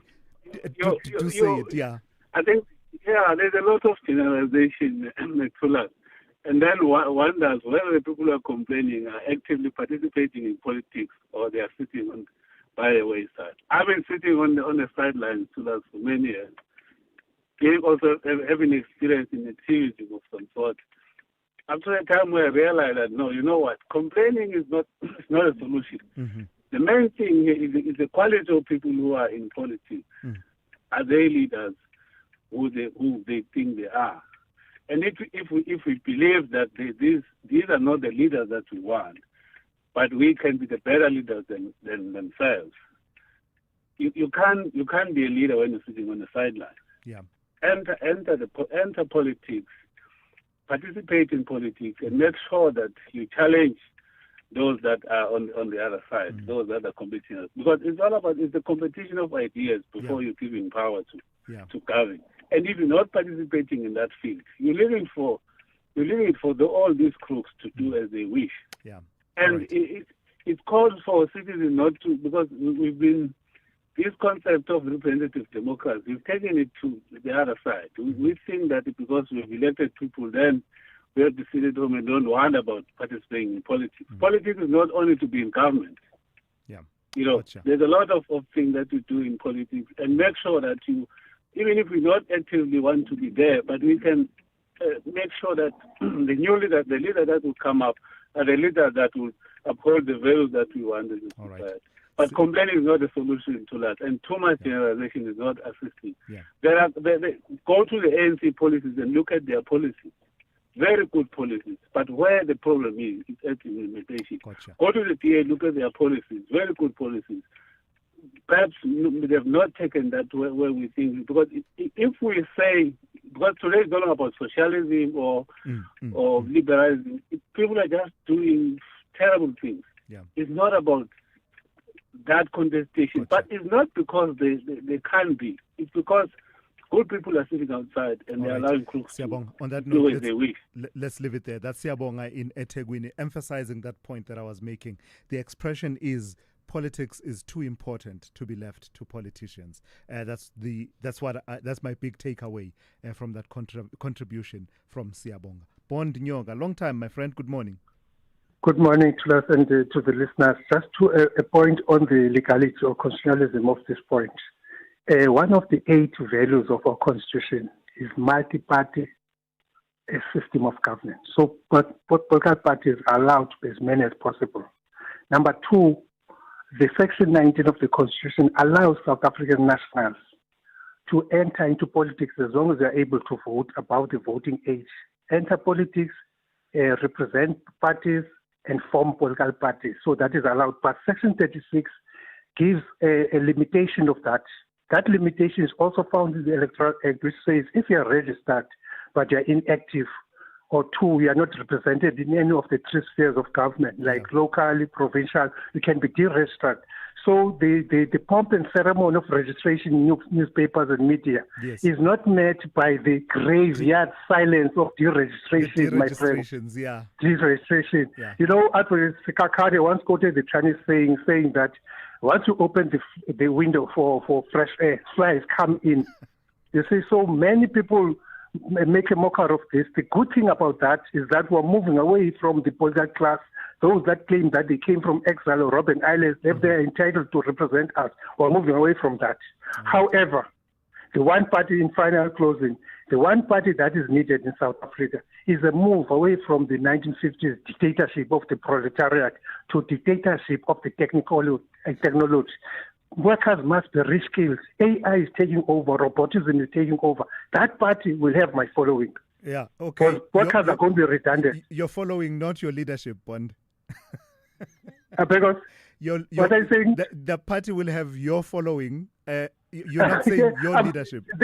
There's a crying need for that one. Someone's going to say, this is how I'm going to ensure there's a rescaling. Right. This is how I'm sure we're going to utilize AI. Workers are going to be redundant. Thank you very much, Thulas. Thank you for that. I see that he avoided the question I was actually asking him. He says he's willing to follow.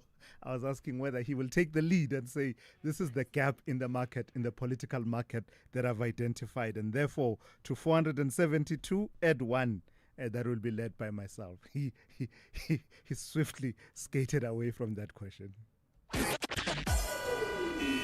SAFM, guiding you through the rush hour traffic. Start on the western side of Joburg, heavy out of Krugersdorp this morning. It's a stationary truck, R28 Paardekraal near Silver Star.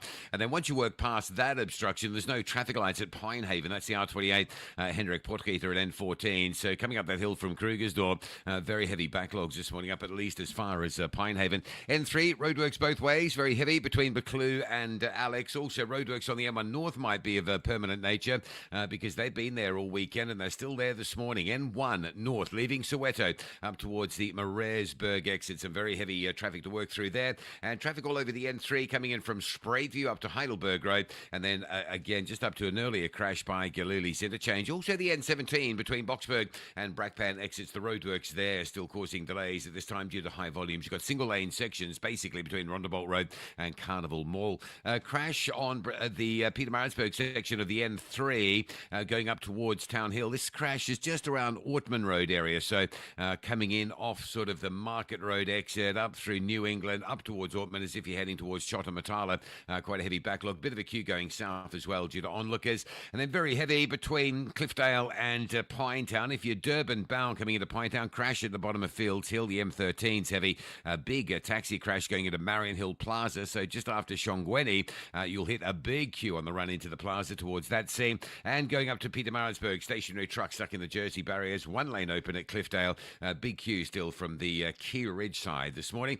Cape Town, very busy out through Somerset West. If you're going outbound, out of town, that looks really unusual. Big queues from just after sort of Macassar in towards the Victoria Street Junction. If you're coming inbound to Somerset West, it's quite slow as well from Gordons Bay. Breakdown on the R300 North, queuing traffic after the Stellenbosch Arterial Road exit. And if you're on the N1, plenty of traffic there. Kryfontein to Brackenfell Boulevard, quite heavy on the inbound side.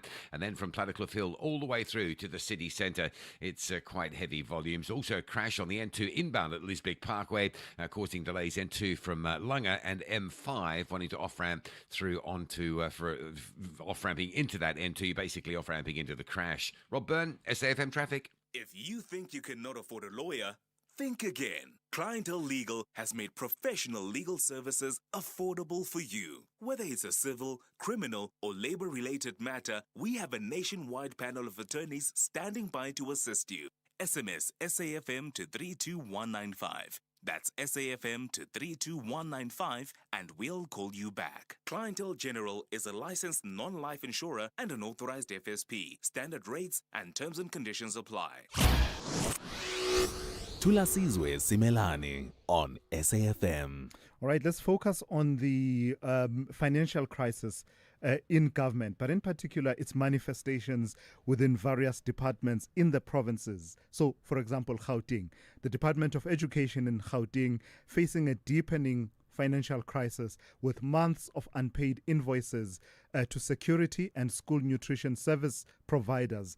And that, we are told, is threatening the safety and well-being of thousands of learners across the province. As security guards withdraw from high-risk schools and food suppliers run out of funds, concerns over violence, vandalism and hunger in schools are escalating, exposing critical failures in the province's education infrastructure and governance. Let's speak to Lisa Sukdev, who is the spokesperson for affected bidders within the education system in Gauteng. Good morning to you, Lisa, and thank you for your time. We were talking about the school nutrition program and the challenges that that contract has faced in Gauteng, and I see now that the conversation has evolved to include security services in schools. What is the essence of the challenge that we face in Gauteng around payment of service providers in these two key programs? And good morning, Tula, and thank you so much for the opportunity to share this conversation with you. I think our greatest challenge is apathy and maladministration when it comes to GDE. I have to tell you that on the 28th of August, I'd sent a letter to the Premier's office asking him to please intervene, urging him to please get involved because this is such an urgent matter. Do you know, to date, we've not even had the courtesy of a response to the email or to the letter that was hand-delivered to his office. And I keep asking myself the question, why is the Premier of GDE quiet about what is going on at the GDE? How much of a factor is this issue of non-payment of invoices? What does it look like on the ground in schools at the moment? How does one live without oxygen? And that is the extent of the non-payment. And this is an ongoing issue. This is not the first time, and it won't be the last time either. Because remember that this is a compliance tender, right? So the GDE will tell you what are the mandatory requirements for the tender, and they will tell you how much they'll pay you per pupil for the tender. And each one of the service providers would have initially secured credit terms with their suppliers. And now they don't have the credit terms because suppliers are feeling insecure and are afraid to continue supplying. And then now they've got to finance this through overdrafts, loans, cash reserves, things like that to continue delivering to the schools. But the problem is it's just not sustainable, and it is not something that the service providers can do indefinitely. And where do we stand with the litigation process? There was this litigation to do with the 9 billion rand National School Nutrition Program, the Gauteng element thereof, that was now being taken to the courts. We refer to you as, representing the affected bidders. I imagine it's in that space as well as in security. Where does the litigation stand at the moment? The matter is currently being taken on review. It's been very frustrating with the GDE because they just refuse to provide documents that are required. The matters, we even had to take them, do an application, holding them in contempt of court because they refused to produce documents. And they've now provided the courts with a sworn affidavit saying that they do not have the documents. And the documents we are referring to are specifically the bid adjudication committee minutes and the bid evaluation committee minutes, because these are mandatory processes that are gazetted by Treasury. So just by virtue of the fact that they do not have the documents, it means that this tender process is irregular. Lisa, please that's say where we that again. are. I can't wrap my mind around that.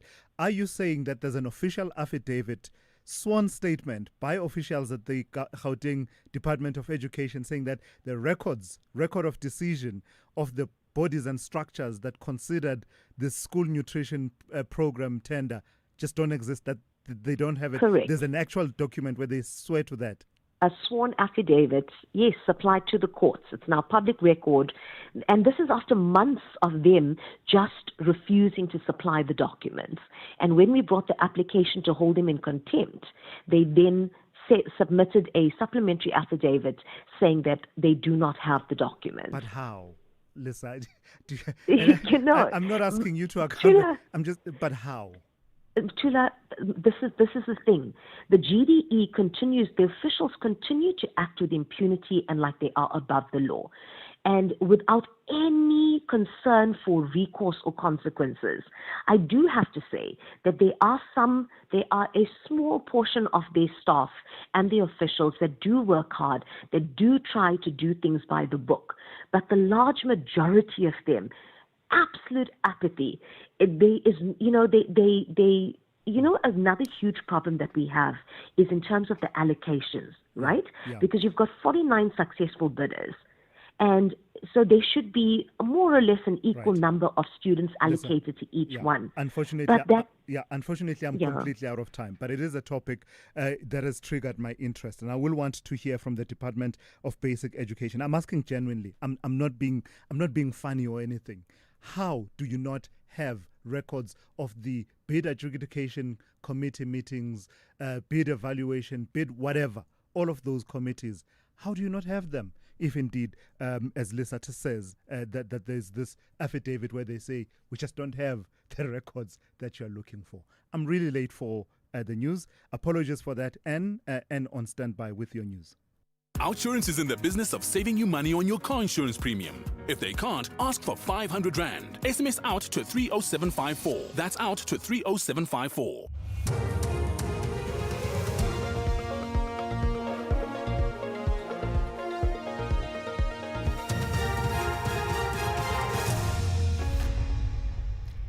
In our top stories, death toll from Limpopo bus crash now at 42 and Matlanga Commission set to resume today. Good morning. The death toll from yesterday's bus crash on the N1 in Louis Trichardt in Limpopo has risen to 42. The passengers lost their lives when a bus lost control, fell down the embankment and landed on its roof. The Limpopo Transport Department says the deceased are 18 women, 17 men and 7 children. Emergency services personnel, police and traffic officers are still at the scene. The bus was travelling from Gqeberha to Malawi and Zimbabwe. The road remains closed on both directions. The Matlanga Commission of Inquiry says it expects Crime Intelligence Head Dumisani Khumalo to return to the Commission soon to continue his testimony. The Commission resumes its sitting in Pretoria today following a break due to Khumalo's ill health. The Commission is set to rule on an application for a witness to have a highly confidential testimony heard in camera this morning.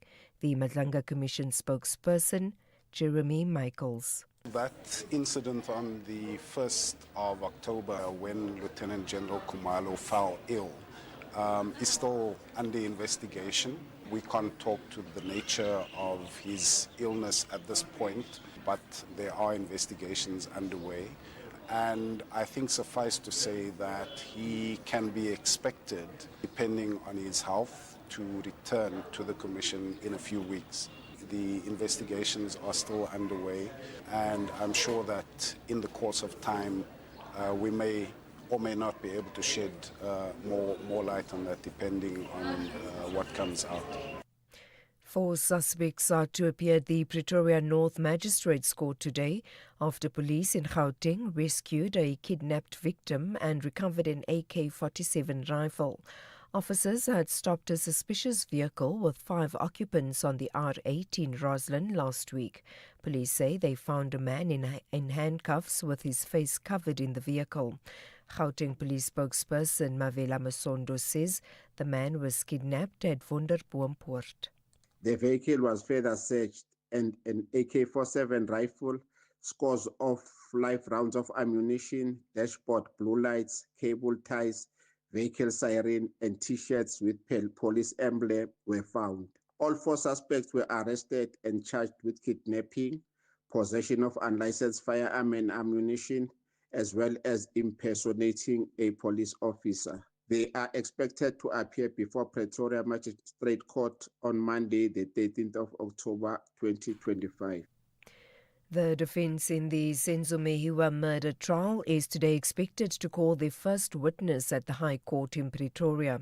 5 men are on trial for the 2014 murder of the Bafana Bafana captain, who was shot dead while at Kelly Kumalo's mother's house in Vosloorus, east of Johannesburg. Paul Magubane filed this report. Advocate Sipho Ramosepele, who represents accused Tubongane Ntanzi, echoed the same sentiments. After a failed discharge application, defense counsel Zithulele Nxumalo told the court his client, accused 4, Mthokoziseni Mapisa, will be called to testify on the witness stand. While advocate Zandile Mshololo for accused 5, Fisokuhle Ntuli, also said the availability of witnesses has been an issue. Judge Ratamokwatleng reminded the counsels that witnesses can be subpoenaed should the need arise. The trial is expected to resume this morning. And finally, the leader of an elite army unit in Madagascar that sided with demonstrators calling for the president's resignation has been sworn in as the army chief. The developments have sparked fears of a coup on the Indian Ocean island. The BBC's Semi Awami has the details. The military has not officially declared that it is taking control of the country, but many signs suggest it might be moving in that direction. The army siding with protesters, the change in the military leadership, and meetings held with prominent opposition leaders on Sunday have all raised suspicion that President Ange Rajwel's days in power may be numbered. The president's office insists he is still in charge, but he hasn't been seen in public since Wednesday last week.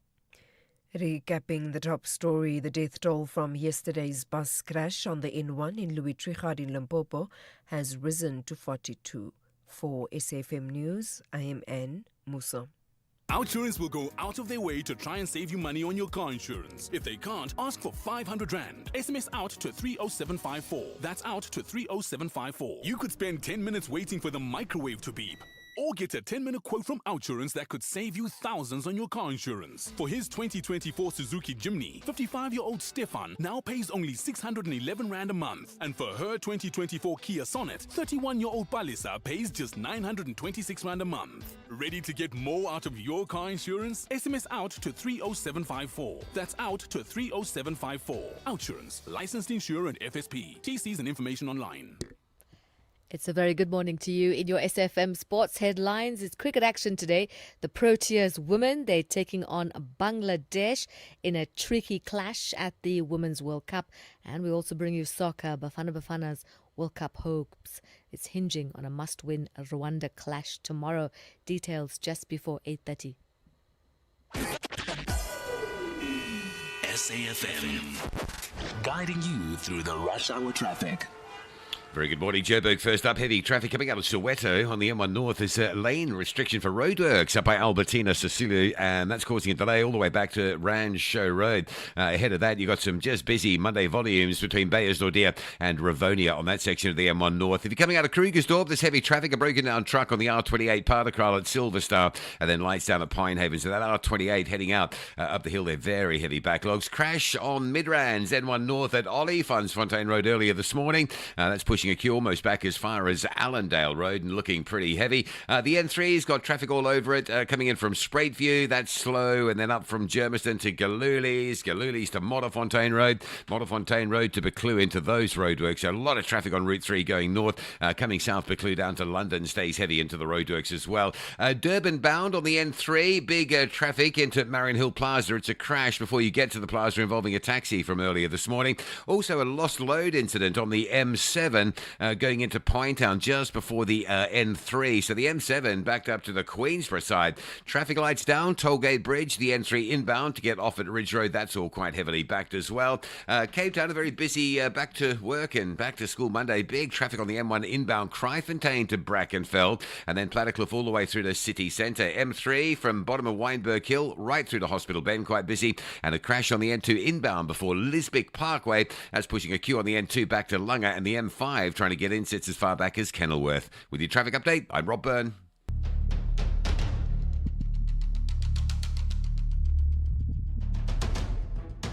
The Morning Brief with Thulasizwe Simelane. Weekdays, Monday to Friday, 6 to 9 a.m. The Morning Brief with Thulasizwe Simelane. Weekdays, Monday to Friday, 6 to 9 a.m. 10 minutes after 8. Welcome to it, the third hour of the Morning Brief on this Monday. We are on SAFM on 104 to 107 on the traditional radio airwaves, as I like to call them. I wonder if that is actually a thing, or does it continue to be just the radio airwaves? We are on 104 to 107. But of course, that's to distinguish from the fact that we are now also largely digital as well, because we are live on our YouTube page or our YouTube channel, SAFM Radio, as well as on social media platforms like Facebook and X. So that's why I keep drawing that distinction, whether it matters or not. That's a different conversation altogether. I'm taking your calls and reactions to the conversations we've been having in the last 2 hours, going into the third hour.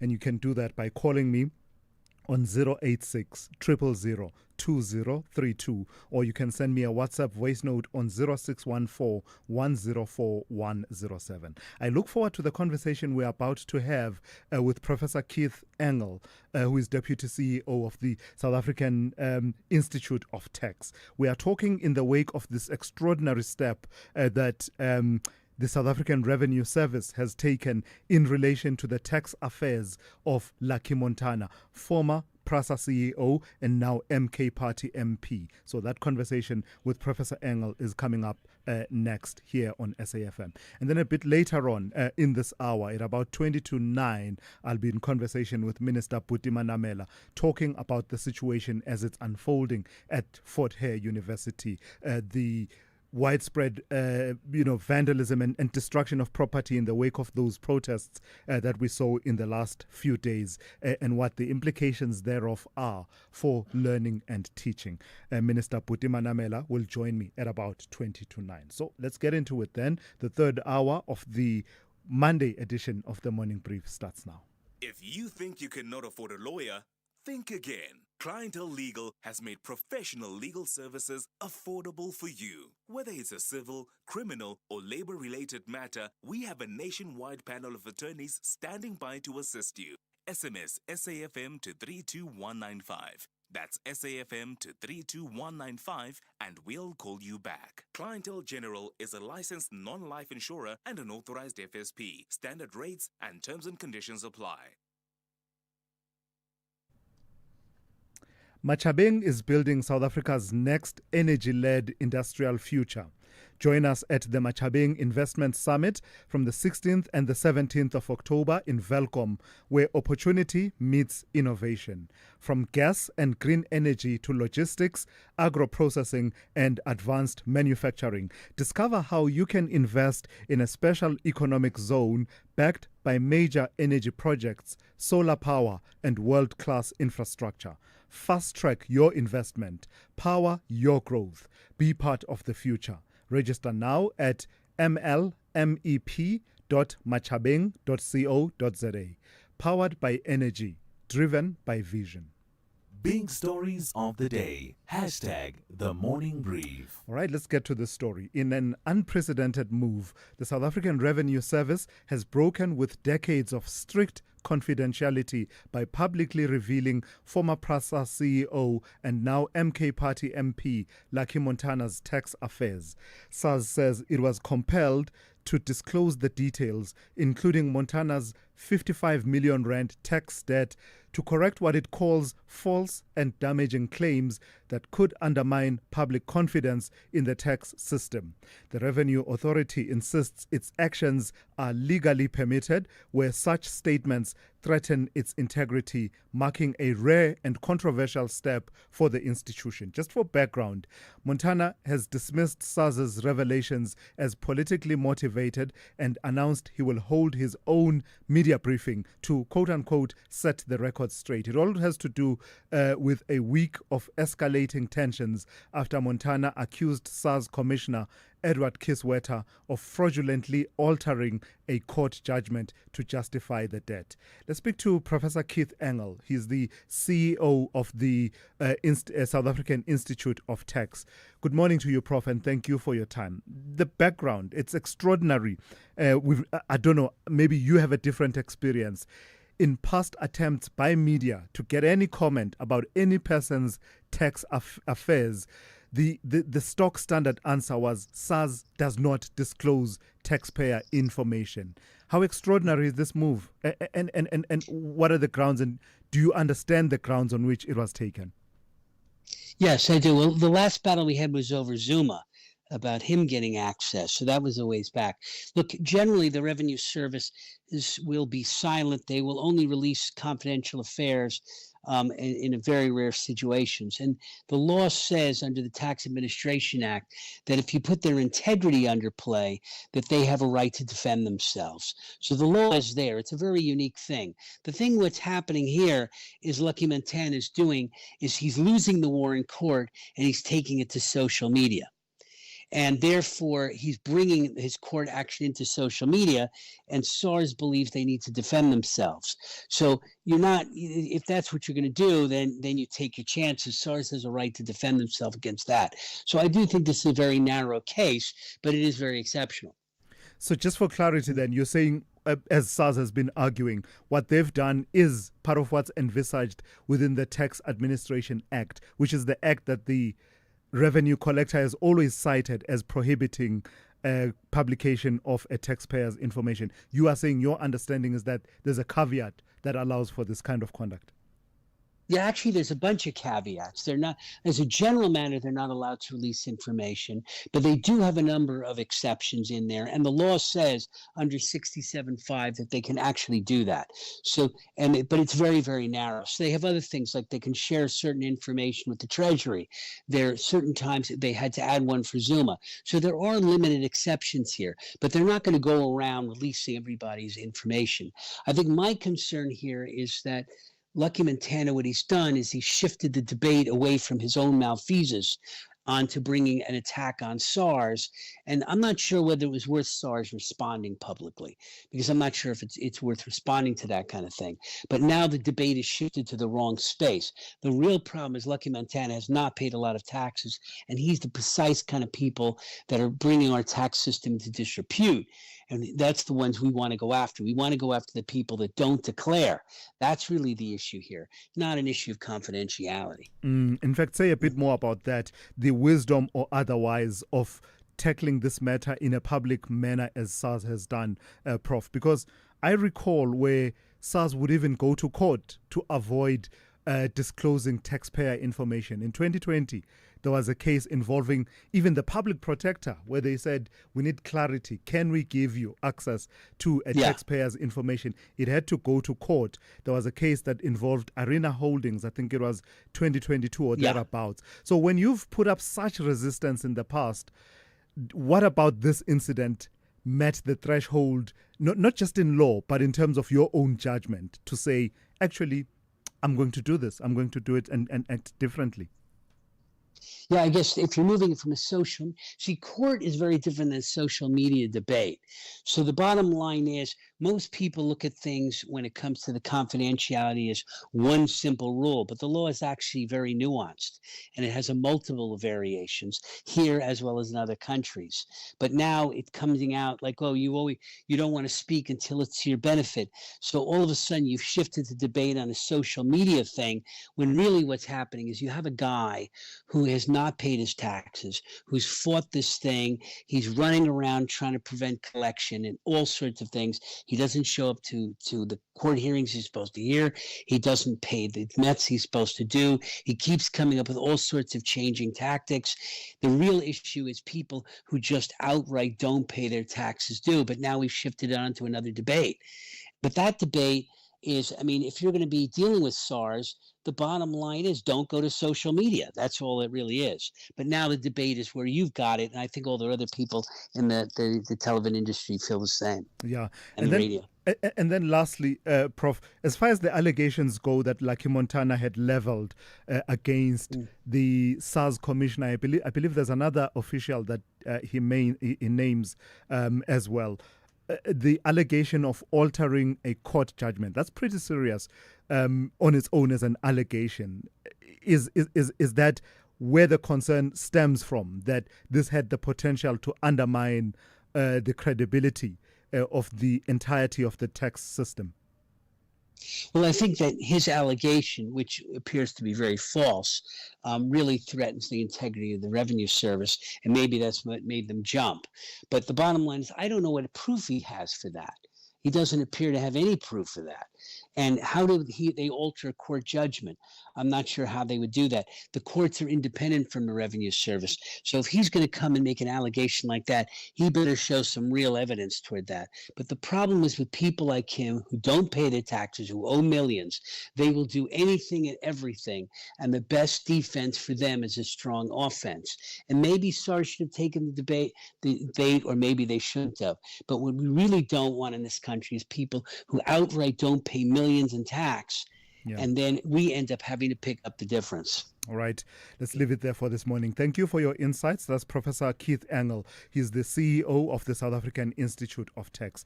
We did reach out to SARS, and I do want to record this.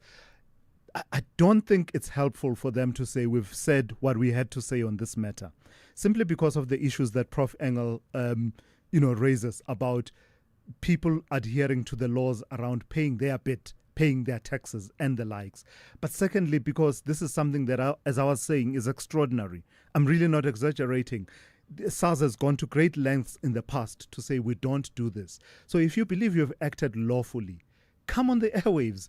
Be all over, defend your decision, stand by your decision and say you can attack it from 100 angles. You will find us to have acted properly and lawfully. So I don't know if it's available to them, it avails to them to say, we've said our bit, we are walking away. You're a public institution, you've taken an extraordinary step, take us into your confidence. And by the way, the case I was referring to with Arena Holdings, before I'm misunderstood, it is that case that had to do with access to former President Jacob Zuma's tax records that Prof. Kept referring to there. Thulasizwe Simelane is streaming live now on Facebook, YouTube, and X at SAFM Radio. All right, let's go to a story that's developing this morning. It's truly a heartbreaking one. The death of 42 people in a bus crash on the N1 in Limpopo.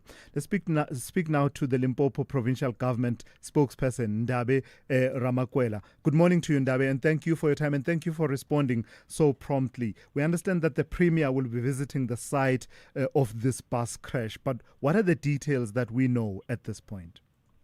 Good morning to Thulasizwe and to your listeners. The details are that indeed there was an accident last night on the N1 between Lutrigat and Musina, which unfortunately has claimed many lives. That overnight the teams from the province, the emergency services teams, have been on the scene trying to rescue those who were to be rescued, but also until this morning, doing the final checks on those who might have perished from the accident. And the report that we are getting at the moment is that there could be up to 42 people that may have passed on from that particular accident.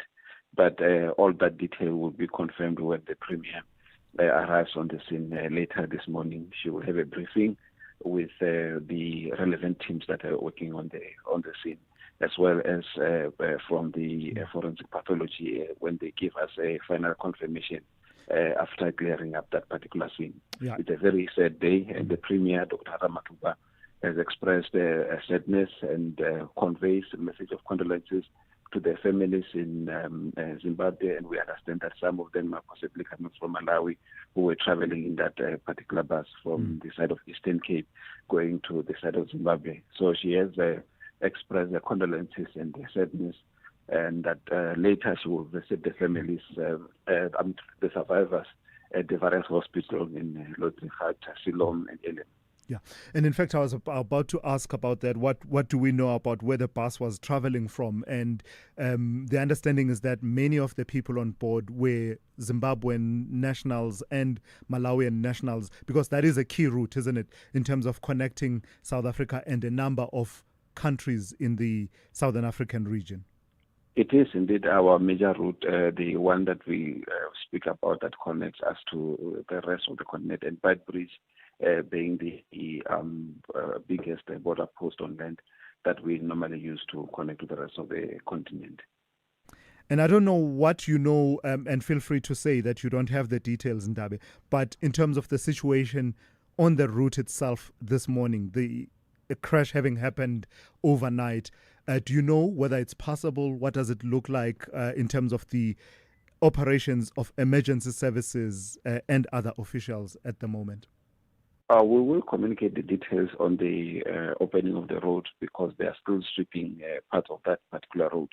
So as soon as the Premier arrives on the scene, we will make confirmation at what point will the road be opened for public use. At the moment, because the bus had got this gone down the embankment further down, it had to be pulled back onto the side of the road, and that also requires them checking if there are still any people who are within the bus, so that when the numbers are counted and the final count is given, we are able to have that particular. So you can't have that when there's still movement around that area of vehicles. That's what's causing the closure of the road so far. All right, Ndabe, thank you.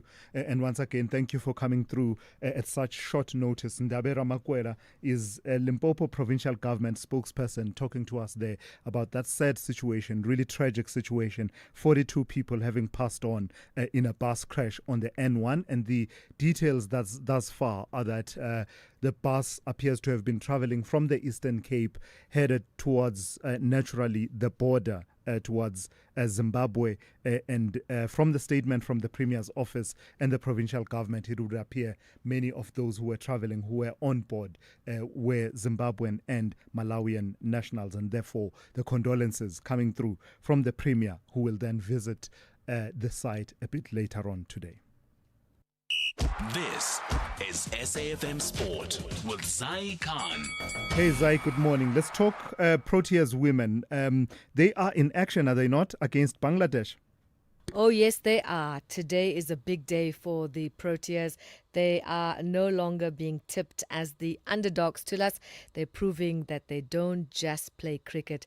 They've got to fight back, and they've got to fight back like champions. Reigniting their World Cup campaign in India is the Proteas women. They had 2 impressive victories over New Zealand and the host India. Laura Wolford anchoring the batting, while Nadine de Klerk smashing an unbeaten 84 of 54 balls to seal a famous win against India. And they now have a tricky clash, and that's against Bangladesh today. The Proteas men, they will need an early breakthrough on day 2 of the first test against Pakistan in Lahore. The host closed in on 313 for 5 thanks to big stands from Imam ul Haq, Shan Masood, and an unbeaten partnership between Mohammad Rizwan and Salman Agha. Spinner Simon Harmer admitting Pakistan made the most of winning the toss, but says if South Africa can restrict them under 380, they will still be in the contest. Soccer Now coach Hugo Broos says belief, calm and the united crowd in Mbombela could be South Africa's biggest weapon tomorrow against Rwanda. After Friday's frustrating draw with Zimbabwe, Bafana must win and hope for help from Nigeria, who take on Benin to keep their dream alive. On to golf news, the final round of the Ladies PGA Shanghai went into a playoff thriller, which took 5 extra holes to decide the winner. Gino Titicol persevered to claim her 3rd title of the year, beating 54-hole leader Minami Katsu in Shanghai yesterday. And finally, EFC matchmaker and Vice President Graham Cartmel says he will push for a rematch of the featherweight clash between Ken Sekeletu and Billy Oosthuizen, and this was after the bout ended in controversy. Cartmel revealing he has spoken to both camps about arranging a second fight.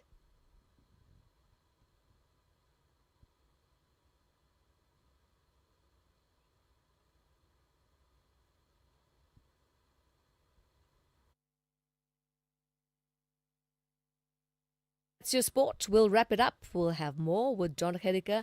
He'll be back in the cage at around 12:30. I'm Zai Khan. Good morning, I'm Anne Musa. In the headlines, suspended Deputy National Police Commissioner for Crime Detection, Shedrick Sibiya, will today appear before the ad hoc committee looking into concerns of national security.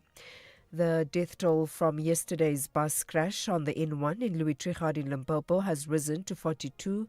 The passengers lost their lives when a bus lost control, fell down the embankment and landed on its roof. And at least 27 people have been killed in fierce clashes between Hamas security forces and armed members of the Dugmush clan in Gaza City. I'll have details on these and other stories at 9.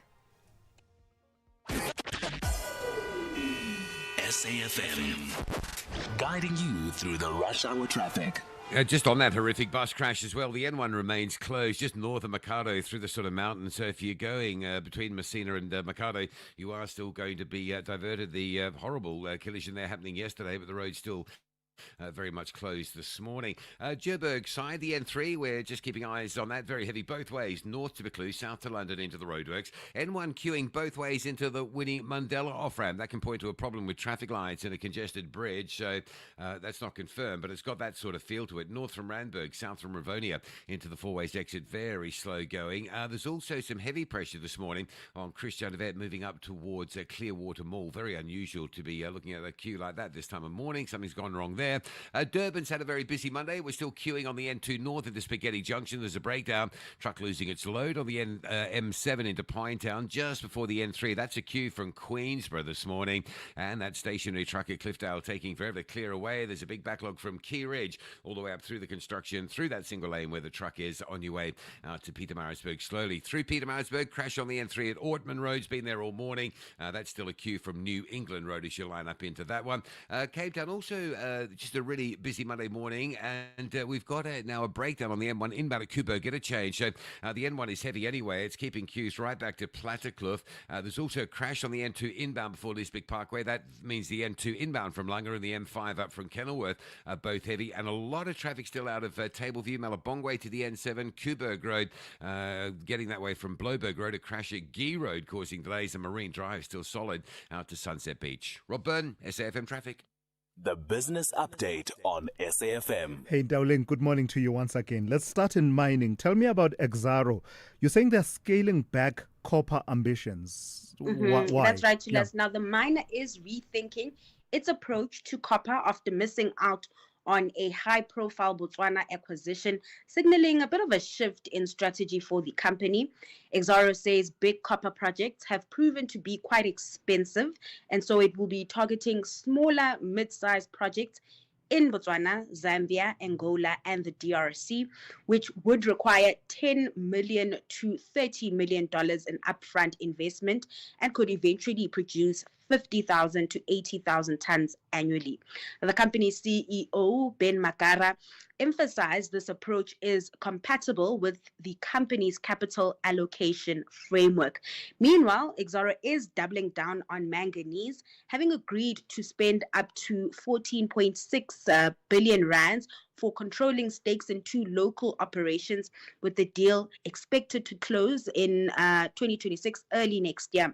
The company also remains committed to coal, its core business, while cautiously exploring other commodities amid rising copper prices fueled by supply disruptions and global electrification trends. Aish, the only thing I can say about this next story in Dowling is Aish. If you're a shareholder at Sapi, You're in for it, man. You're in no for dividend for you.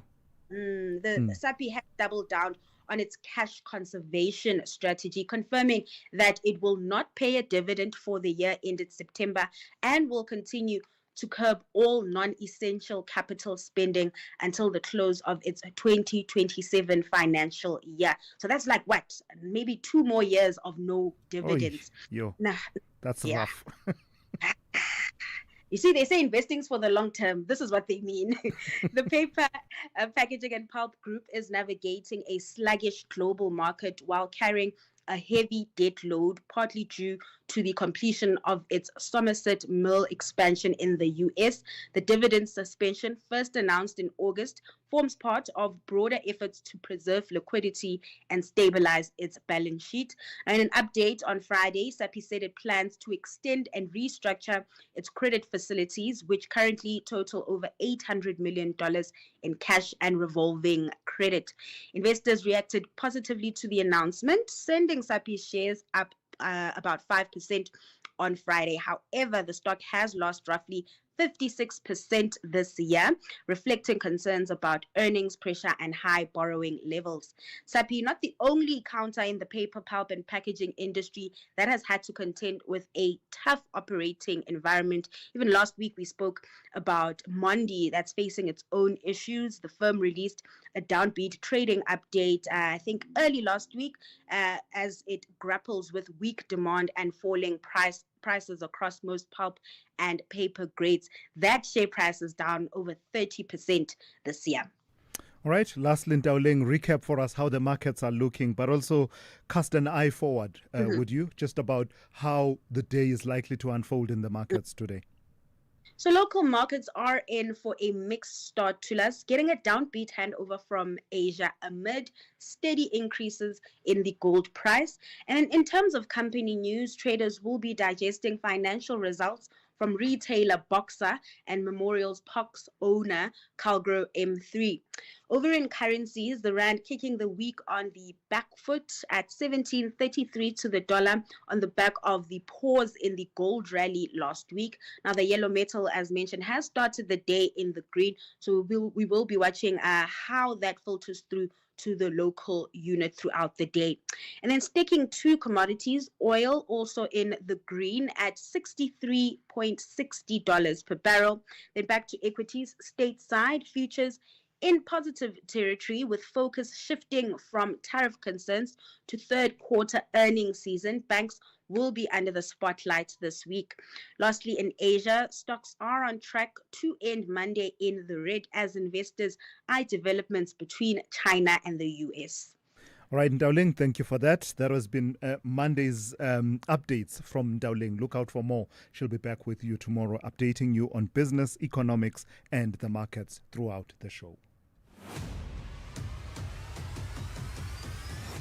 Thulasizwe Simelane is streaming live now on Facebook, YouTube, and X at SAFM Radio. It's coming up to 22 minutes to 9. Let's touch base on the situation out at Fort Hare University in the Eastern Cape concerning scenes that we saw in the last few days of buildings set on fire, violent protests playing themselves out, a number of issues that are being raised by the student protesters, including their call for the resignation of the university's Vice-Chancellor, Professor Sakela Buhlungu, as well as concerns about the SRC election processes. Minister Bhuti Manamela, Minister of Higher Education and Training, joins me now for that conversation. Minister, good morning. Thank you for your time. Let's start with you giving us an overview. Where do things stand in terms of the damage to the infrastructure? It's a historic university that holds much significance in the educational and intellectual heritage of the country. How much did we lose in that damage that occurred? Good morning, Thulasizwe, and thank you for having me, and also good morning to your listeners of SAFM. The damage is quite bad. We have, I think, 7 buildings from a meeting within the council on Saturday. We've established that 7 buildings have been scorched down. That includes the main administration block, which houses various records. It includes also various buildings of significance, of heritage, some of the buildings have been there for quite some time.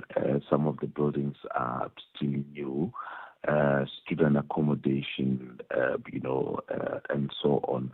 So at an initial phase, the university had quantified it, between 150 million up to 500 million. So what they've done now is to ask experts to come in, their investigators in place, to try and estimate the extent of the damage, and also to see how long it will take for us to recover. And I'm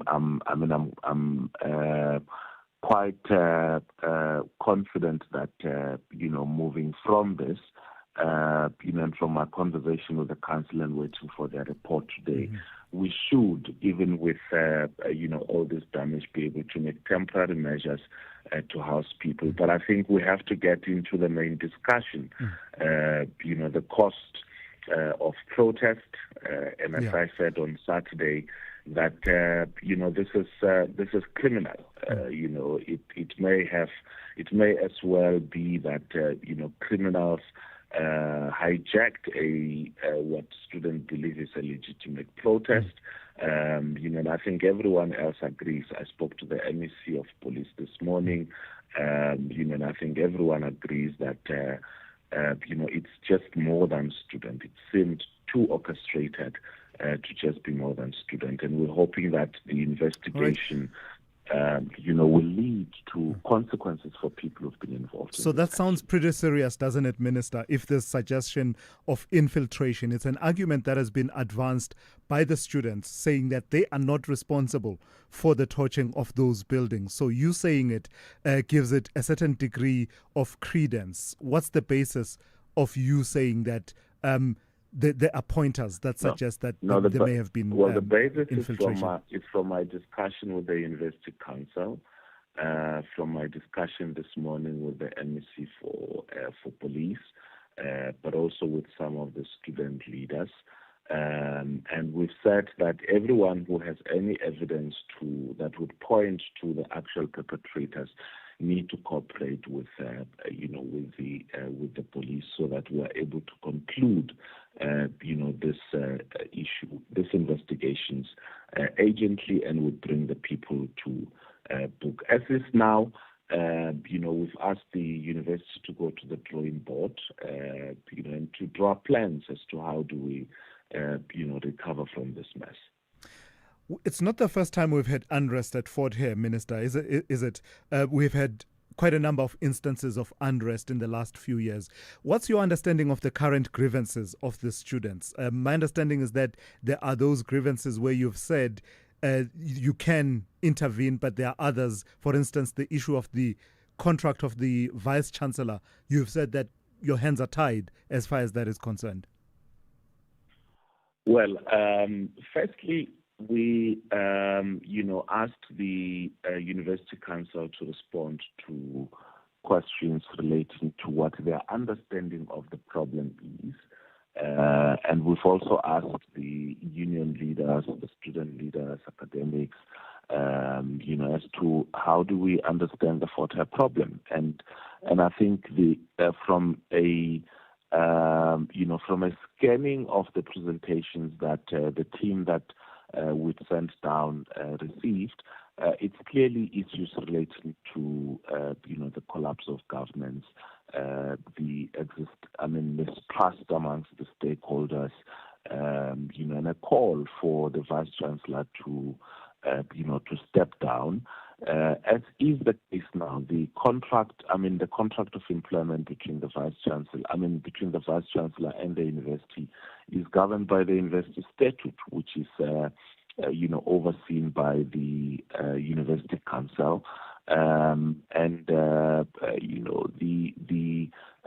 so we are going to look at all the reports that we've received, and I think later on, we will give a feedback in terms of what our role could be as the Ministry of Higher Education and the department in helping to resolve the matter. But as is now, our priority is for the university to get back into that.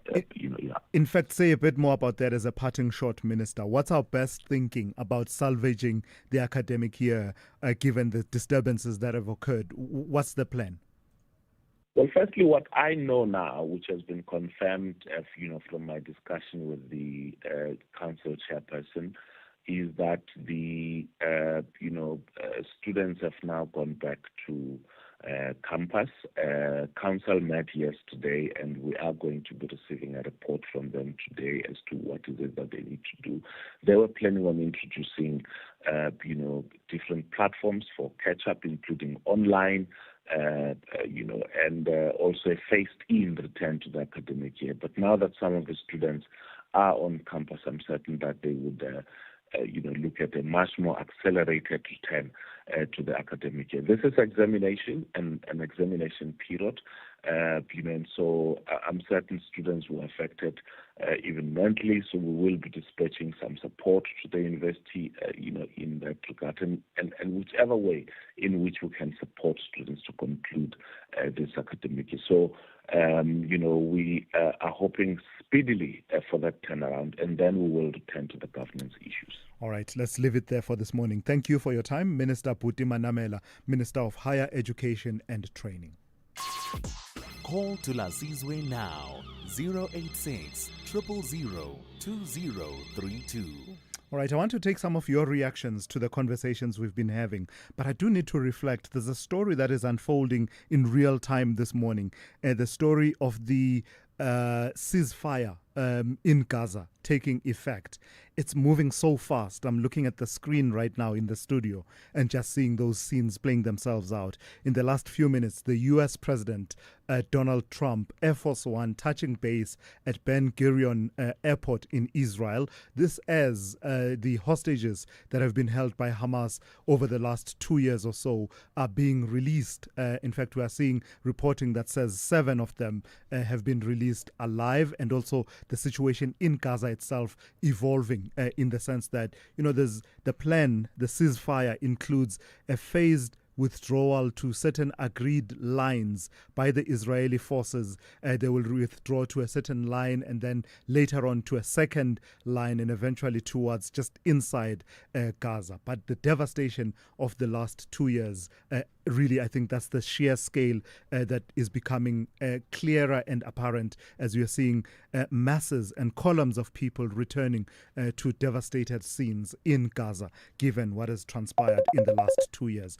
The plan right now is a ceasefire, and there's hope, though. Donald Trump certainly hopes that this will be the foundation for a further conversation about a lasting truce and a lasting peace. Let's see how it all unfolds. But I thought I should just reflect that because it really is an extraordinary story playing itself out at the moment, right before our eyes and unfolding in real time. All right, back to matters closer to home. Someone wants to reflect on the conversation we were having with Minister Buti Manamela in the last few minutes about the situation at Fort Hare.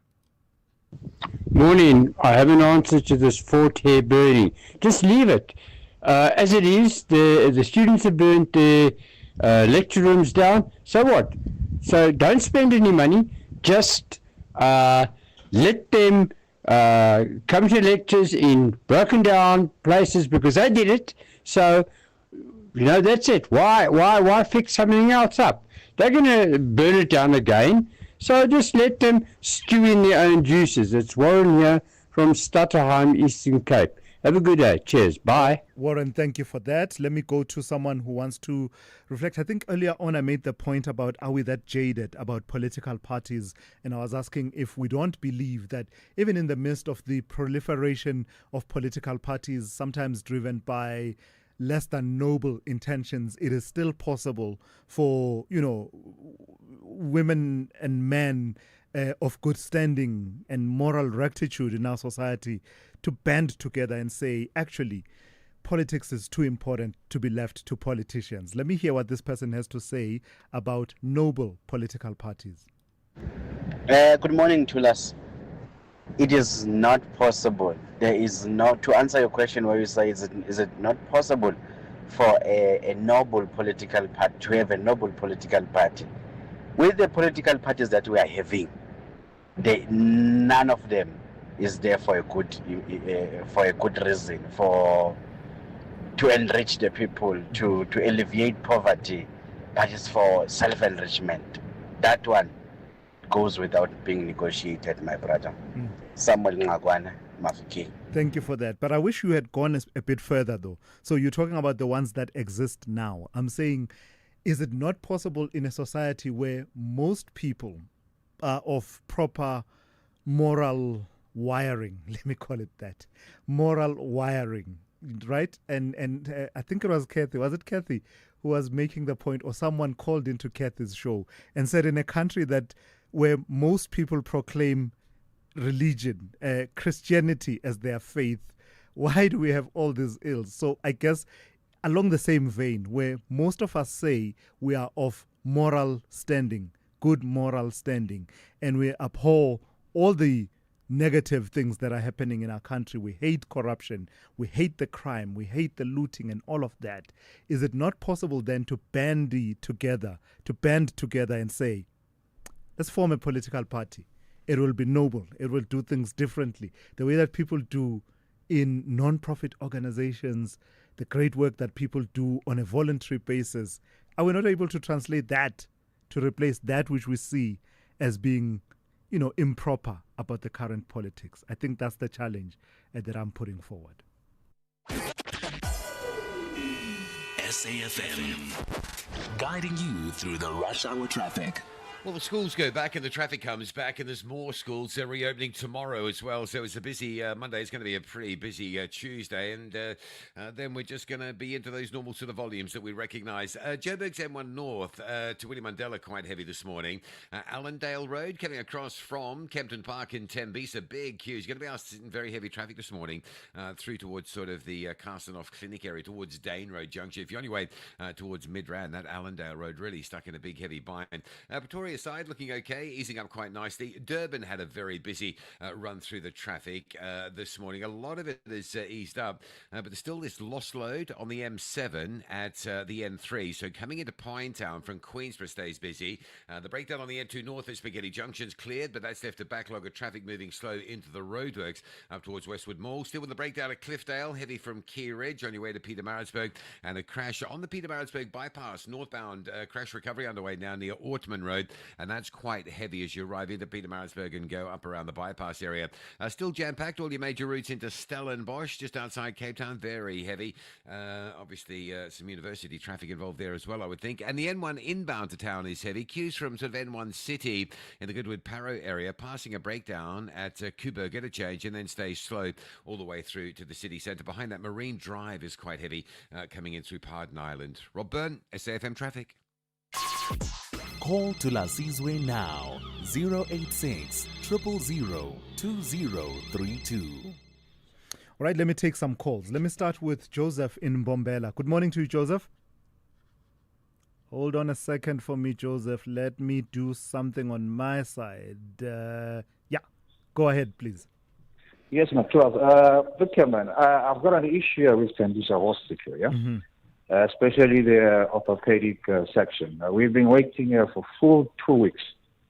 We've been told that the CR machine is broken. Mm-hmm. Tembisa Hospital? No, Temba Hospital. Okay. That's in Kapokweni. Yes. That's in Mpumalanga. And orthopedic section, we've been told that the CR machine, that is what is broken, it's been almost 2 months. And what they are doing is they're sending patients home just because they can't do anything. They will call you if the machine is bad. I mean, it's just not right. And we don't get the exact issue. What is the problem? I mean, I'm just sitting here. I'm just being given Panados every day for 2 weeks. It's just Panado, Brufen. Yeah, Joseph. I mean, surely this is not fair. Just for a CR machine. What machine is that? What does it do? And what kind of patients are affected by that? They said they need to, if they want to perform an ORIF operation. So if you have a broken leg or a broken knee, basically that machine is apparently a scan I'm not sure exactly this, but they say it's a C-arm machine. Sure. It's been broken for almost 2 months, and then they are sending patients home. If you want to, if you don't want it, you can stay. If you stay, it's just tablets. Every single day is Panado, Brufen, and they are porridge in the morning. I mean, it's not fair. Sure. I mean, we need somebody to interfere. Absolutely. This can't be. This can't be close. Yeah. All right, Joseph, thank you for sharing that. I'm sorry you're going through all of that. I suppose it talks to the situation at that particular hospital, but perhaps the bigger conversation within our public health system. In Mpumalanga, for example, someone ought to be responding to what Joseph is saying. It goes without saying. Someone should care enough to call the show after this one, make a commitment, tell us what the issue is, and perhaps talk to us and be transparent. You're not talking to, I always say it's not about Thulasizwe Simelane, guys, honestly. It's not about me. It's not about this show. It's about you talking to the people like Joseph who are affected by that situation. Public protector, anyone. Is anyone able to intervene in a situation like the one that Joseph was describing in Temba Hospital in Mpumalanga? Sfiso in Durban, good morning. Greetings to the and the listeners. I think my contribution towards so many political parties being formed is the fact that since the dawn of democracy, South Africa has produced many prolific leaders. Somehow it got stagnated because they could not be absorbed in the mainstream participation of how government is run through careerism from different political parties. Since you know that we happen to have like ministers and MPs who've been in parliament or in government since 1994. And that caused a frustration to these brilliant leaders, seeing them so capable but not able to participate because the current leaders that are in government saw this current political environment as their career path. Yeah.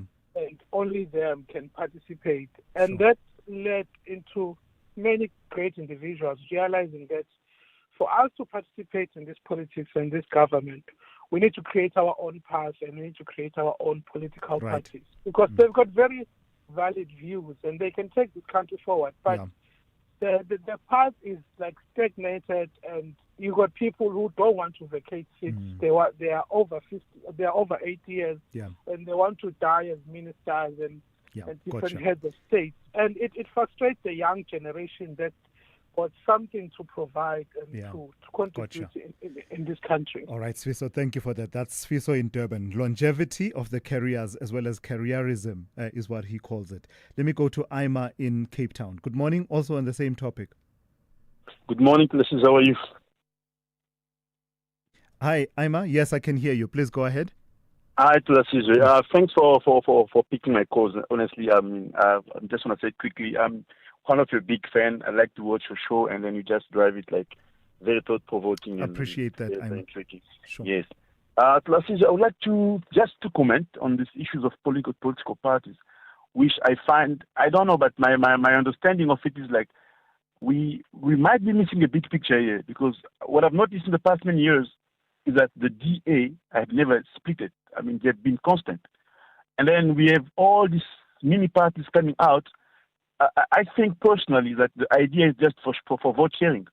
So when we go for elections, for instance, we share our votes with all these other parties, but there's one party which is constant. So I don't know, but my thinking of it is that the motto at the end of the day will be like, the GA with so little vote will still be able to come back and run the country. Because why? All the other votes of, I'm going to say probably black, I'm going to say that like that, not to be racist or something. Yes. But we've split our votes all around with so many political parties, and they have been constant. So they're definitely not moving. I believe that's the big picture. I mean, I don't know if I'm wrong or right, but that's how I'm seeing it so far.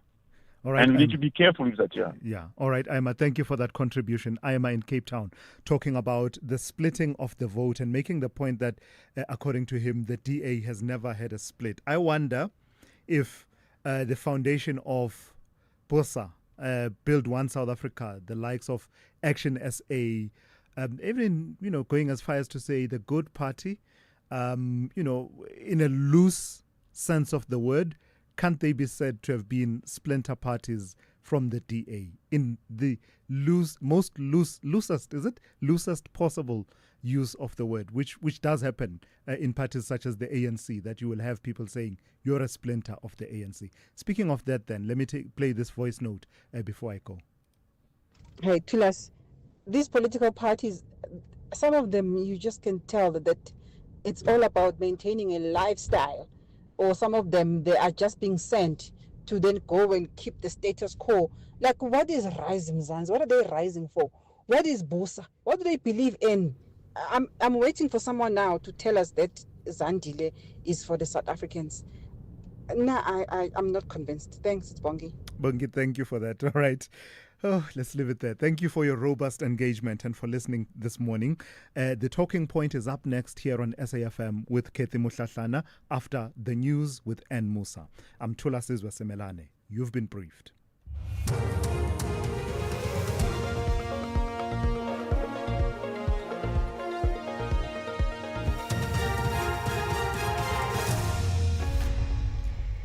In our top stories, Shedrick Sibia to appear before the ad hoc committee and UDM concerned over a surge in kidnappings across South Africa.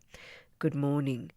Suspended Deputy National Police Commissioner for Crime Detection, Shedrick Sibia, will today appear before the ad hoc committee looking into concerns of national security. The committee was established to investigate allegations of criminal infiltration, corruption and political interference in the criminal justice system. The allegations were made by the KwaZulu-Natal Police Commissioner Nhlanhla Mkhwanazi. Sibia will be the third witness to appear before the committee during a briefing to the media after a search and seizure operation of his electronic devices at his Pretoria home. Sibia said he was prepared to present his side of the story at the Madlanga Commission and the ad hoc committee. I'm waiting also myself to have my day in the commission, at the Madlanga Commission. Ultimately, I will be charged. I expect to be pushed out. Is what is this whole thing all about? Remember, I've been through the eye of a needle. All of them are from KZN, of course, and that is unfortunate that this is how one province decides to behave the way it behaves, and the whole country is allowing this thing to happen, to carry on the way it's carrying on. The Madlanga Commission of Inquiry says it expects some opposition to a request for some evidence to be given in camera. This morning, Commission Chairperson, retired Constitutional Court Justice Mbuyiseli Madlanga is set to rule on an application for a witness to have a highly confidential testimony heard in camera. The inquiry resumes following a week-long break. Commission spokesperson Jeremy Michael says some media houses have expressed intention to oppose the in-camera testimony. Justice Madlanga, right at the outset, on the 28th of July, at our first public briefing, committed the Commission to ensuring transparency as far as possible. And so today we will have an application by the evidence leaders. They will make submissions to the judge and his co-commissioners to apply to go in camera. And I'm aware that there may be opposition to the application. We've had contact from the lawyers of a couple of media houses who've indicated that they may bring an application to oppose. The death toll from yesterday's bus crash on the N1 in Louis Trichardt in Limpopo has risen to 42. The passengers lost their lives when a bus lost control, fell down the embankment and landed on its roof. The Limpopo Transport Department says the deceased are 18 women, 17 men and 7 children. Emergency services personnel, police and traffic officers are still at the scene. The bus was travelling from Gqeberha to Malawi and Zimbabwe. The road remains closed on both directions. The Pietermaritzburg High Court is today expected to hear closing arguments in the reopened inquest into the 1967 death of ANC leader and Nobel Peace Prize laureate Nkosi Albert Luthuli. The inquest initially found Luthuli was struck by a goods train as he was walking along a railway line. A magistrate ruled in 1967 that there was no evidence of criminal culpability. After the inquest was reopened in April, a team of evidence leaders called a number of forensic, medical and railway experts to test the credibility of the evidence in the first inquest. Family members testified how security police harassment increased after Luthuli received the Nobel Peace Prize in 1961. The United Democratic Movement, the UDM, has expressed concern over the surge in kidnappings across South Africa. In the latest incident, Tshwane officers on Saturday stopped a suspicious vehicle on the R80 highway in Roslyn and freed a man from the back seat. The party said the concern also stems from the kidnapping of its Deputy President Kambayomzi Kwankwa last year. UDM's acting Secretary General is Zandile Phiri. The kidnapping of our Deputy President, Ngabayomzi Kwankwa, it was a very deeply personal and painful experience for the UDM. That incident brought home a simple but frightening truth. Crime in South Africa has become indiscriminate. If a sitting member of the parliament can be taken off the street in that way, then no one is safe. The key lesson we learned as the UDM is that even ordinary public spaces are no longer safe. People are being targeted in broad daylight, often in places they know and trust. And finally, at least 27 people have been killed in fierce clashes between Hamas security forces and armed members of the Dugmash clan in Gaza City. Eyewitnesses said the fighting erupted after Hamas fighters moved to storm a residential block in the southwest of Gaza City.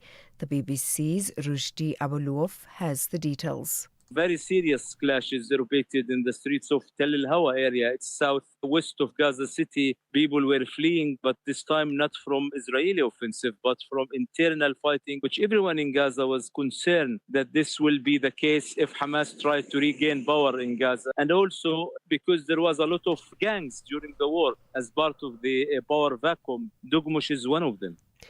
Recapping the top stories, suspended Deputy National Police Commissioner for Crime Detection, Shedrick Sibia, will today appear before the ad hoc committee looking into concerns of national security. For SAFM News, I am Anne Musa. SAFM 104 to 107 nationwide. So you thought you were building a business in this economy, but day by day, somehow it grew. You kept going when the freezer didn't freeze, the bucket didn't budge, and the bank balance barely blinked. So you thought you were building a business.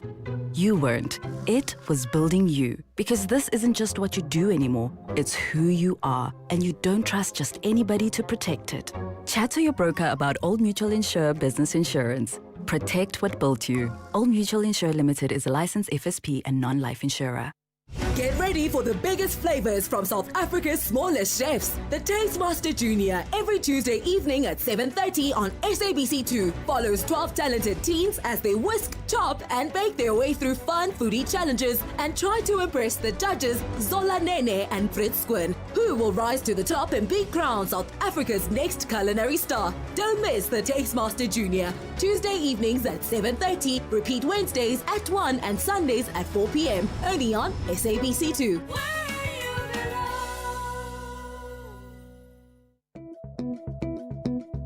This October month, SFM joins the world in breast cancer awareness. We bring you conversations that highlight the importance of early detection, survivor stories that inspire hope, and expert advice that could save lives. Together, let's spread awareness and support the fight against breast cancer. SAFM, leading the conversations that move us. Chabeng is building South Africa's next energy-led industrial future. Join us for the Machabeng Investment Summit on the 16th and 17th October in Valcom, where opportunity meets innovation. From gas and green energy to logistics, agro-processing and advanced manufacturing, discover how you can invest in a special economic zone backed by major energy projects, solar power and world-class infrastructure. Fast-track your investment. Power your growth. Be part of the future. Register now at mlmep.machabeng.co.za. Powered by energy, driven by vision. The Seagulls are counting on the power of victory to find comfort in the top half. Reaper across! 2-1 Albion! Unbelievable scenes at Stamford Bridge. Meanwhile, the Magpies want to start collecting points to level up to a decent position. Looking for Baltimore! And the big German gets another goal. This is the Premier League. Experience Brighton and Hove Albion versus Newcastle United on Saturday, 18 October at 3:30 p.m. Live on SABC3 and SABC Plus. Proudly brought to you by SABC Sport. For the love of the game.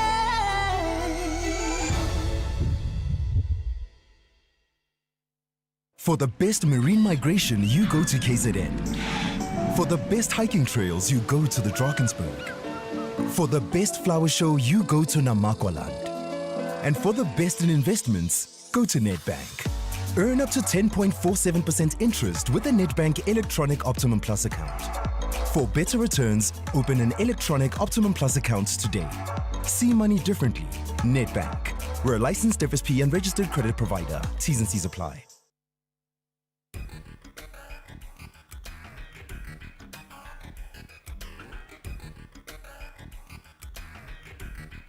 The Talking Point with Kathy Motlatlana. Weekdays, 9 a.m. till midday.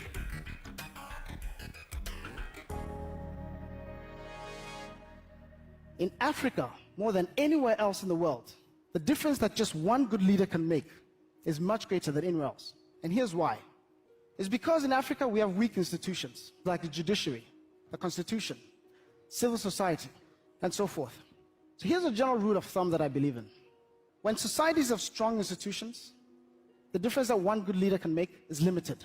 But when you have weak institutions, then just one good leader can make or break that country. Let me make it a bit more concrete. You become the president of the United States. You think, wow, I've arrived. I'm the most powerful man in the world. So you decide, perhaps let me pass a law. All of a sudden, Congress taps you on the shoulder and say, no, you can't do that.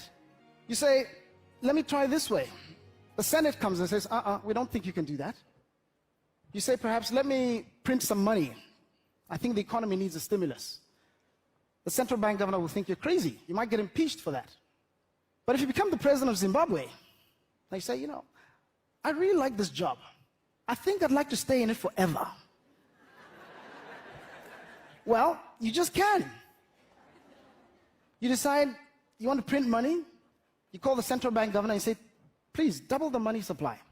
He'll say, okay, yes, sir. Is there anything else I can do for you? This is the power that African leaders have. And this is why they make the most difference on the continent. Fred Swanika is the CEO and founder of the African Leadership Academy. And I think aspects of what he's saying are so true. Africa's development rises and falls on the strength of its leaders. And this is what we have seen country to country to country. Why? Because we simply have not had enough time to build up institutions to the point where those institutions are resilient enough to stand on their own, that regardless of who is in power, we know that countries can still function. Democracy can still stand. You're listening to The Talking Point. It's a pleasure to be in your company this morning. My name is Kathy Motlatlana, and I'll be with you until midday as we lead conversations that move us. It's Monday, the 13th of October. What a Monday we are in for. So I'll try to give a broad sense of what it is that you can expect on the show over the next 3 hours. But before I get to what is happening locally, I'm also just watching what is unfolding globally. The U.S. President Donald Trump has officially landed in Israel, and he's expected to address the Israeli parliament later on this morning. This is before he travels to Egypt for a world leaders summit that's going to be focused on ending Israel's war on Gaza. And we saw him arriving, greeted by the Israeli Prime Minister Benjamin Netanyahu alongside his wife Sarah. And now we're looking at what is expected to be the first group of Israeli hostages arriving at the initial reception point. This is on Israeli territory, and that's based on the visuals we're seeing coming from the live scenes at Gaza, but also reporting by international media. I'm talking here AFP, BBC, CNN, The Guardian. You just have to go online and you'll see many of these media houses that have deployed journalists to that particular scene. So it is a developing story, but the exchange of hostages seemingly underway as the U.S. President Donald Trump lands in Israel. So that's going to be an important one to keep a close eye on as the day unfolds. But then to come back home. So today is the day on which the Madlanka Commission will resume its work after taking a break, I think about a 2-week break it has been. And this was after we heard evidence from Lieutenant General Dumisani Khumalo, who is the crime intelligence boss.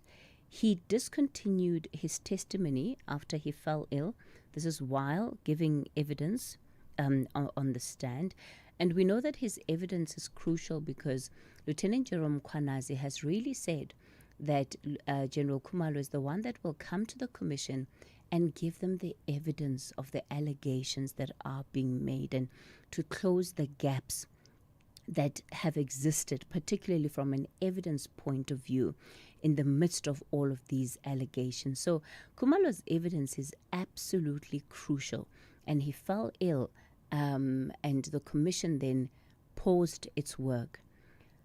Interestingly enough, over the weekend, the Commission released a statement saying that, yes, they will be resuming with hearings today, but what we are expecting is that there will be an application brought from evidence leaders to hold the upcoming sessions in camera.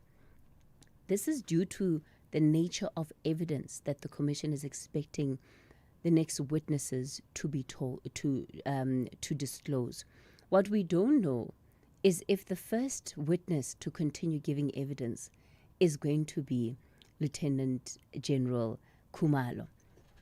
Because on the day that he was scheduled to continue giving evidence, there had been no application made for in camera.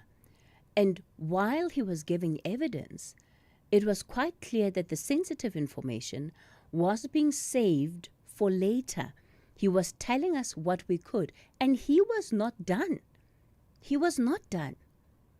But now, the application is to be brought in by evidence leaders that says that the next witnesses, their evidence is going to be in camera. Is that going to include Lieutenant General Khumalo? And what about the rest of the evidence that he was going to give us before he fell ill? Because what we know is that once they're in-camera sessions, it means that the media and the public will not have access to those live proceedings until further notice. And that's the other thing about the statement, that raised my eyebrows. What is until further notice? Until further notice could be, what? The next phase?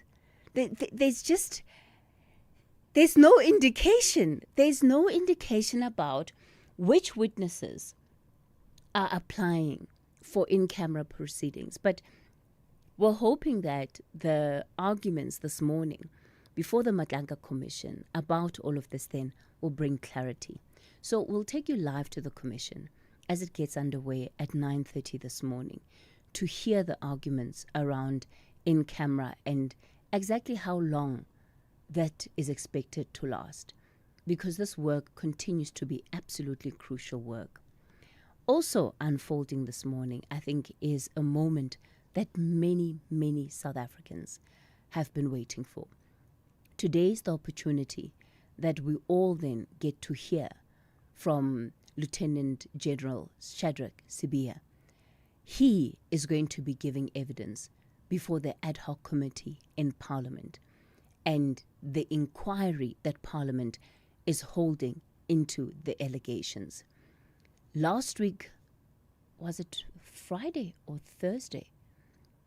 But of course, there was high drama last week when police pounced on his home and seized devices, and they seemingly also seemed to be threats of an arrest in connection with the allegations that he is facing. Outside his home, he said he felt betrayed by his colleagues, but he confirmed that he absolutely wanted to show up before the courts this morning. Before Parliament this morning, to give his side of the story.